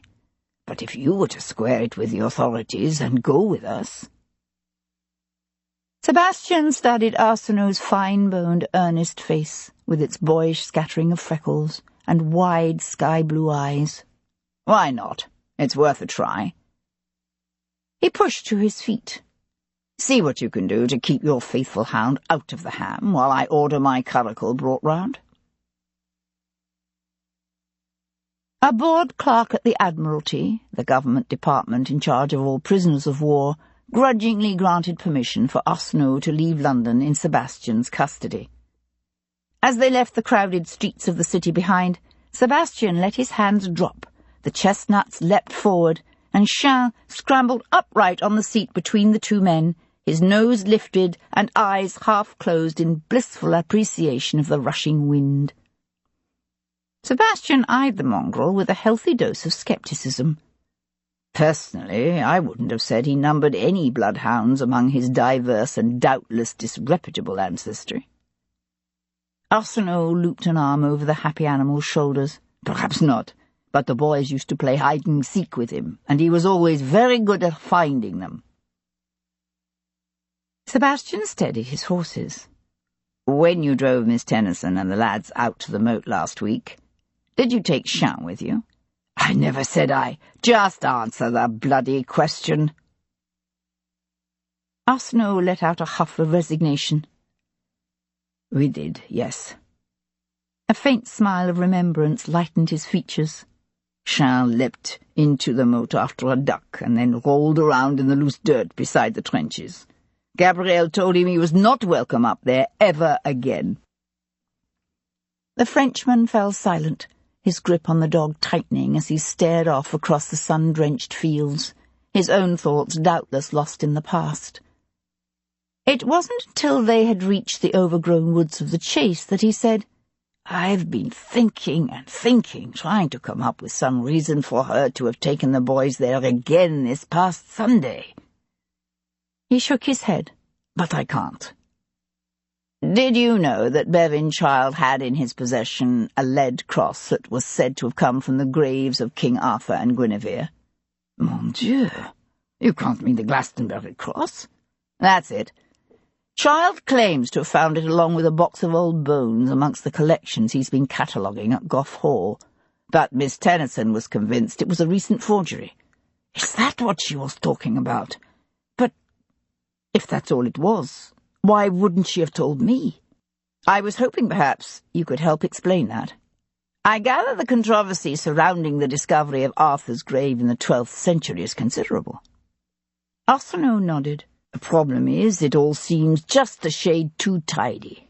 At the time the Anglo-Norman kings were facing considerable opposition to their attempts to conquer Wales, and much of that resistance used Arthur as a rallying cry. The country people still believed in the old legends, that Arthur had never really died and would one day return from the mystical Isle of Avalon to expel the forces of evil. With the Normans and the Plantagenet kings being identified as the forces of evil? Basically, yes. The thing of it was, you see, there was no grave anyone could point to and say, here lies King Arthur dead and buried. That made it easy for people to believe that he hadn't actually died, and could therefore someday return.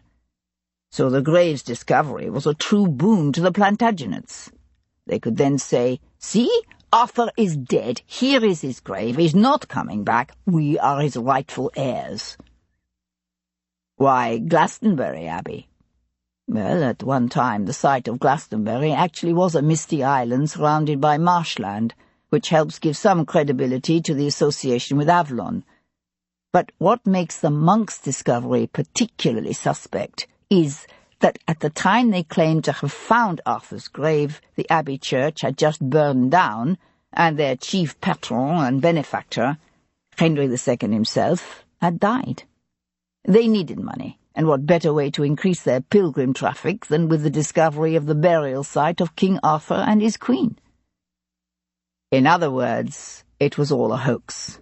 It's tempting to see it that way. The problem is, if it was simply a scheme to increase the abbey's revenue, then the monks didn't do a very good job of advertising their find. And the way the burial was described, 16 feet down in a hollowed-out log, sounds oddly appropriate to a 6th century burial. One would have thought that if they were manufacturing a hoax, the monks, in their ignorance, would have come up with something a bit more...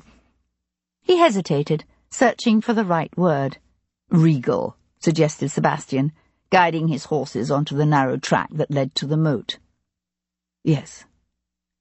I'm told the cross disappeared during the Commonwealth. It did, although it was reportedly seen early in the last century. In other words, Bevanchild could conceivably have found the Glastonbury cross amongst the collection he's been cataloguing, leaving aside the question of whether it was actually manufactured in the 12th century or the 6th. Theoretically, I suppose he could have. So why was Miss Tennyson convinced it was a recent forgery? Arsenault looked out over the shady glades surrounding the moat. I don't know. I gather Child believes the cross to be genuine, at least to the 12th century. So he claims.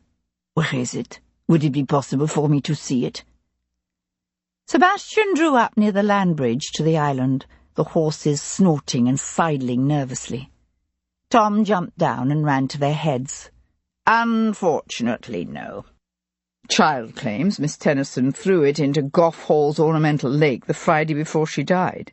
She did what? Sebastian dropped to the ground, his boots sinking into the soft earth. I gather she had something of a temper. She did, yes. Arsenault climbed down more carefully, the dog bounding after him. But it still seems a strange thing to have done. Sebastian started to say, maybe she... Then he broke off, his gaze caught by a dark, motionless shape floating at the edge of the moat's stagnant green waters. The dog stopped in his tracks, the fur on his back rising as his lips pulled away from his teeth, and a deep, throaty growl rumbled in his chest. Arsenault rested a hand on Charles's head, his own voice a whisper. What is it? Stay here, said Sebastian, sliding down the embankment to the water's edge. The man's body floated face down in the algae-scummed water, arms flung stiffly to its sides. Splashing into the murky shallows, Sebastian fisted his hand around the collar of the brown corduroy coat and hauled the body up onto the bank, the bracken and ferns crushing beneath his boot heels, and the dead man's sodden, squelching weight. Is he dead? Arsenault asked, holding the dog at the top of the ancient earthenworks. Who is it? Sebastian hesitated a moment, his breath coming uncomfortably hard. The man's clothes were rough, his boots worn, his golden-red hair worn a bit too long. Hunkering down beside the body, Sebastian slowly rolled it over. The man flopped onto his back with a sodden plop, arms flailing outward to reveal a pale, dripping face and blankly staring eyes. A water-blurred stain discoloured the torn, charred front of his leather jerkin and smock. Sebastian sank back on his heels, one hand coming up to adjust his hat lower over his eyes as he blew out a long breath. It's Rory Forster. Chapter 33. The local magistrate proved to be a foul-tempered, heavy-featured squire named John Richards. Well into middle age and running comfortably to fat, Squire John was far more interested in his hounds and the joint his cook was preparing for his dinner than in all the sordid, tedious requirements of a murder investigation. When Tom, upon discovering that Sir Stanley and his lady had removed to London for a few days, carried Sebastian's message to the squire, the tiger had a hard time convincing the man to leave his cow pasture. The squire now stood on the shady bank of the moat, one beefy hand sliding over his ruddy, sagging jowls as he stared down at the waterlogged body at his feet. "Well, hell," he muttered, his brows beetling into a fierce scowl. "Truth be told, I was more than half convinced your tiger was making up the whole tale when he came to me. I mean, 2 bodies found floating in Camlet Moat in 1 week? Impossible, I'd have said. But here's another one, all right." "At least this one's local," observed Sebastian. The squire drew a handkerchief from his pocket and wiped his bulbous nose. "Well, that's the worst part of it, you see. Can't imagine Bow Street interesting themselves in the murder of some blacksmith's son from Cockfosters." A hopeful gleam crept into his watery grey eyes. "Unless, of course, you think this might have something to do with that young gentlewoman we found here last Sunday." I wouldn't be surprised but what it does. The squire brightened. I'll send one of the lads off to London right away. A flicker of movement drew his attention across the moat to where Philippe Arsenault was methodically criss-crossing the island with Jean bounding enthusiastically at his side. The squire wiped his nose again, his eyes narrowing with suspicion. Who did you say that fellow was? My dog handler. That your dog? It is. Fella's got a Frenchy look about him, if you ask me. They're saying it was a Frenchman who killed that gentlewoman, you know. What's this fellow doing with that dog, exactly? I was hoping the dog might pick up some trace of the missing Tennyson children. When the squire still looked doubtful, Sebastian added, It's a strand hound. They're famous for their ability to track missing persons. This one is particularly well-trained and talented. Well-trained, you say? Asked the squire, just as Jean flushed up a rabbit and tore off after it through the underbrush. Behind him, Arsenault shouted, Jean, à moi, imbécile! He is sometimes distracted by the local fauna, Sebastian admitted. The squire sniffed. Best keep him away from Forster here. Don't reckon Bow Street would fancy dog prints all over the place. Sebastian hunkered down again to study the dead man's charred clothing and gaping raw wound. The flies were already busy, and he brushed them away with his hand. He didn't need Gibson to tell him that the man had been shot, and at close quarters. But whatever other secrets the dead man had to reveal would need to wait for the anatomist's examination. After a moment, Sebastian said, I'm told Forster married a local widow this past year. That's right, Rachel Clark, of Hollyhock Farm. I sent one of the lads over there to warn her, just in case what your tiger was telling me turned out to be true. The squire sniffed again. She could have done a sight better, if you ask me. Very prosperous property, Hollyhock Farm. But then there's no denying Forster was a handsome man. And when it comes to good-looking men, it's a rare woman who doesn't make a fool of herself. The squire's lips pursed as he shifted his brooding gaze to Sebastian. Course, it's even worse when they deck themselves out like a Bond Street beau and drive a fancy sporting carriage. Sebastian cleared his throat and pushed to his feet. Yes, well, I better remove my strand hound and his handler before they contaminate the scene. He motioned to Arsenault, who dragged Jean from where he was now intently following the hopping progress of a toad, and hauled the reluctant canine off toward the curricle. For one moment, Sebastian considered as a courtesy telling the squire of his intention to visit the twice-widowed Rachel of Hollyhock Farm. Then the squire added darkly, And a title, of course. Just let a man have looks and a title, and when it comes to the ladies, it doesn't matter what sort of a dastardly reputation the sot might have. Sebastian touched his hat and bowed. Squire John. As they drove away, he was aware of the squire still standing at the water's edge, the shade of the ancient grove pooling heavily around him, one meaty hand swiping the air before his face as he batted at the thickening cloud of flies. I would like to apologize, said Arsenault stiffly, one hand resting around the damp, happy dog as they drove toward Hollyhock Farm. I put you through all this, and for what? Jean found no trace of the boys, nothing. Sebastian glanced over at him. It was worth a try. The Frenchman stared straight ahead, his face troubled. None of this makes any sense. What could have happened to them? How could they have simply disappeared like this? And why? But it was a question Sebastian couldn't begin to answer. Hero found the area around Covent Garden's vast square crowded with a swarm of fruit and vegetable sellers. Vendors' cries of, "Ripe cherries, 6pence a pound," and "Buy my primroses, 2 bunches a penny," echoed through the narrow streets, the scent of freshly cut flowers and damp earth and unwashed, closely packed bodies hung heavily in the air. As they pushed their way closer to the market, the coachman was forced to check his horses to a crawl. She kept her gaze focused straight ahead, ignoring the pleading cries of the urchins who leapt up to press their faces against her carriage windows, and the roar of laughter from the ragged crowd gathered around a Punch and Judy show on the church steps. By day, the classical piazza, laid out before St. Paul's by Inigo Jones, was the site of London's largest produce market.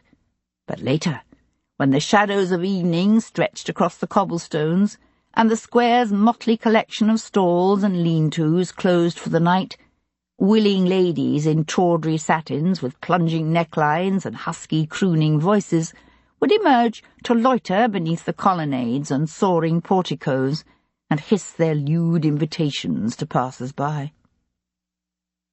Slowly inching through the throng, the carriage finally swung onto King Street, and then drew up before a once grand mansion, now divided into lodgings. Hero lowered her hat's veil and waited while her footman knocked on the house's warped, cracked door. It wasn't until the door was opened and the large, familiar form of Molly O'Keefe, the house's mistress, filled the entrance that the footman came to let down the carriage steps. The two women had come to know each other months earlier, when Hero was researching a theory on the economic causes of the recent explosion in the number of prostitutes in the city. Clucking at the sight of her, Molly whisked Hero into a dilapidated hall with stained, once grand panelling and a broken chandelier that dangled precariously overhead, then slammed the door in the faces of her gawking neighbours. "Your ladyship, sakes alive, I ne'er thought to be seeing you again." "Molly, I need your help," said Hero, and drew the portrait of Bevan Child from her sketch-pad. Chapter 34. True to its name, Hollyhock Farm proved to be a rambling brick cottage with a low slate roof and white-painted windows surrounded by a riot of hollyhocks and lavender and fat pink cabbage roses as big as Sebastian's fist. At the edge of the garden curled a lazy stream spanned by an old honeysuckle-draped wooden bridge. A flock of white geese waddling along the stream's banks looked up, the warm wind ruffling their feathers, their necks arching in alarm as Chat stood up on the curricle's seat and let out a woof in their direction. "Do try to keep that hell-born hound out of the geese, will you?" said Sebastian, dropping lightly to the gravel verge outside the garden. "Chien," whispered Arsenault, pulling the dog's head around. "Behave." Sebastian had expected to find the widow of Hollyhock Farm surrounded in her grief by family and neighbours. But she was alone in her garden, her arms wrapped across her chest, the skirts of her simple muslin gown brushing the trailing plantings of Lady's Mantle and Alyssum as she paced the cottage's flagstone paths. She was obviously past the first blush of youth, perhaps even a year or two older than her dead husband, but still slim and attractive, with softly waving golden hair and a sweet, heart-shaped face. "Mrs. Forster," said Sebastian, drawing up a few feet away from her, "if I might have a word with you." The face she turned to him was dry-eyed, a pale mask of shock and grief, and something else. Something that looked suspiciously like relief, as if she was slowly wakening from a seductive nightmare. She nodded and swallowed hard, her throat cording with the effort. "They're saying Rory might be dead, that his body was found by some London lord out at Camlet Moat. Is it true, then?" "It is, yes. I'm sorry. Please allow me to offer my condolences on the loss of your husband." She sucked in a deep breath that shuddered her chest, but otherwise she struck him as remarkably composed. "Thank you. I know the timing is awkward, but would you mind if I asked a few questions?" She shook her head and drew in another of those shaky breaths. "No, although I don't know what I can tell you that would be of any use to you. I didn't even know Rory was going out to the moat this morning. He said he was planning to work on the roof of the cowshed. Lord knows it's needed mending these past 6 weeks or more."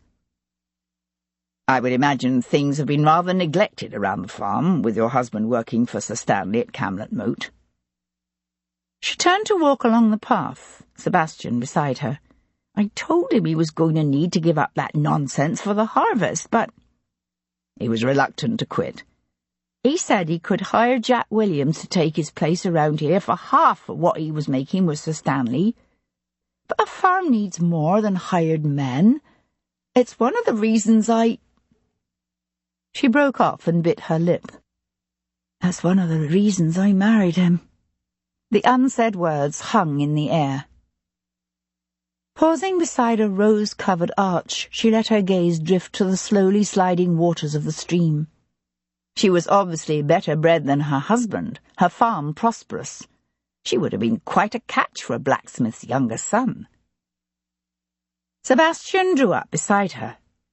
Sir Stanley has given up the excavations and filled in the trenches, he said. So why would your husband go out to the moat this morning? She threw him a quick glance. Then her gaze skittered away, but not before he saw the leap of fear in her eyes.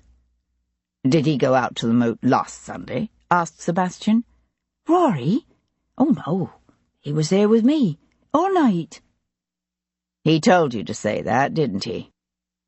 She shook her head, her face pinched. You can't do your husband any harm by admitting the truth now. He's dead.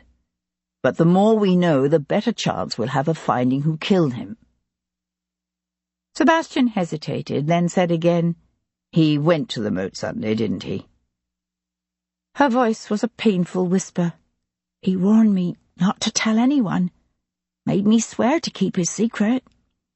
And probably threatened to beat her if she let the truth slip, Sebastian thought. Aloud, he said, What time did he leave the farm last Sunday? She pressed a tight fist against her lips. Not long before sunset. Even though it was Sunday and there wasn't likely to be anyone about, he still thought it best to wait till late. Do you know why he went? Her lip curled. On account of the treasure, of course. He was mad for it. Much rather dig useless holes in the dirt out there than dig the new well we needed here. What time did he come home? About midnight, I suppose. All wet he was. Said he lost his footing and slipped into the moat. I was that put out with him. But he told me to shut up. Said we were going to be rich, that I was going to have fine silks and satins and my own carriage, just like Squire John's lady. Do you think he actually found something? If he did, he didn't come home with any of it, I can tell you that much. A faint hint of colour touched her cheeks. I checked his pockets, you see, after he fell asleep. Of course he could have hid it someplace again before he came in. She paused, then added almost bitterly, And now he's gone and got himself killed. Had you noticed him behaving in any way out of the ordinary these last few days? She thought about it a moment, then shook her head. Not unless you count going into London yesterday. Did he often go to London? Never knew him to do it before. A shout drew Sebastian's attention to the stream where Chien could be seen advancing on the geese in a low crouch, his tail tucked between his legs, his eyes fixed and focused.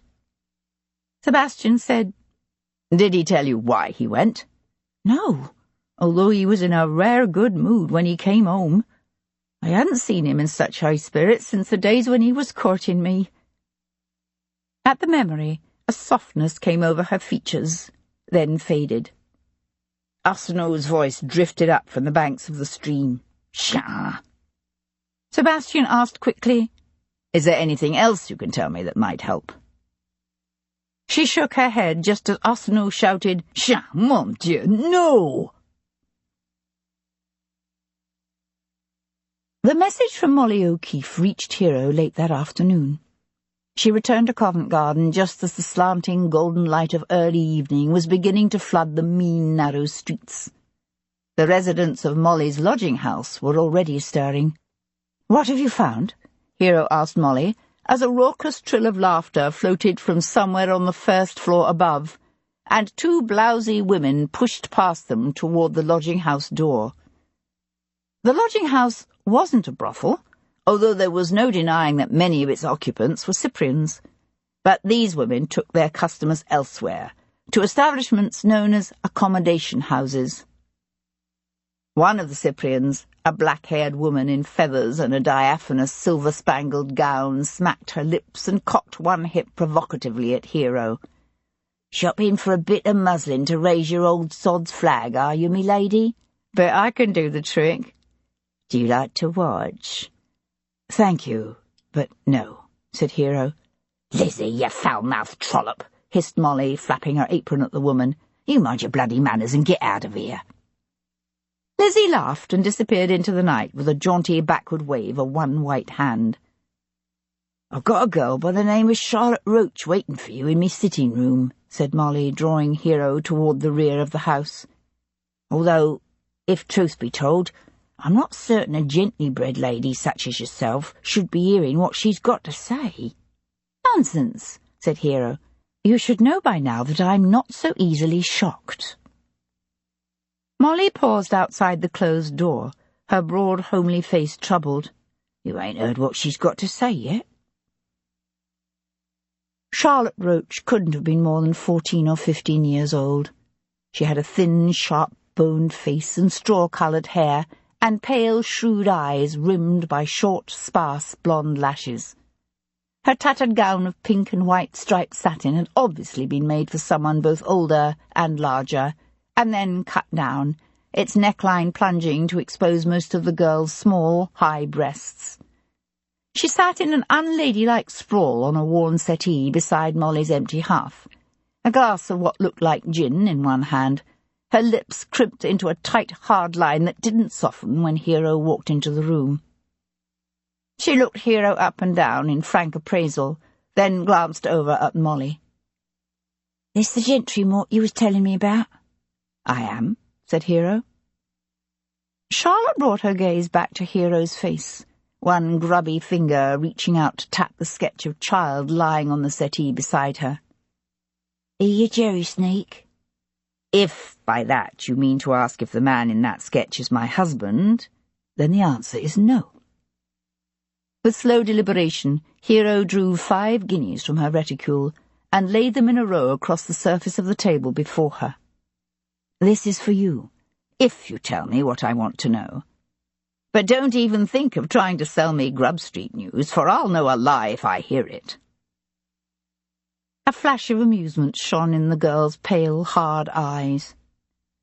"What do you want to know, then?" "When was the last time you saw this gentleman?" The girl took a long swallow of her gin. "That'd be going on 2 years ago, now. I ain't seen him since I was at the Lamb's Pen in Chalon Lane." Hero cast a quick glance at Molly. She had heard of the Lamb's Pen, a discreet establishment near Portland Square that catered to men who liked their whores young. Very young. 2 years ago, Charlotte Roach couldn't have been more than 13. Even though the girl was only confirming what Hero had already suspected, she felt her flesh crawl. With an effort, she said, "Go on." "He used to come into the Lamb's Pen the first Monday of the month. Always the first Monday, and at 9 o'clock exactly.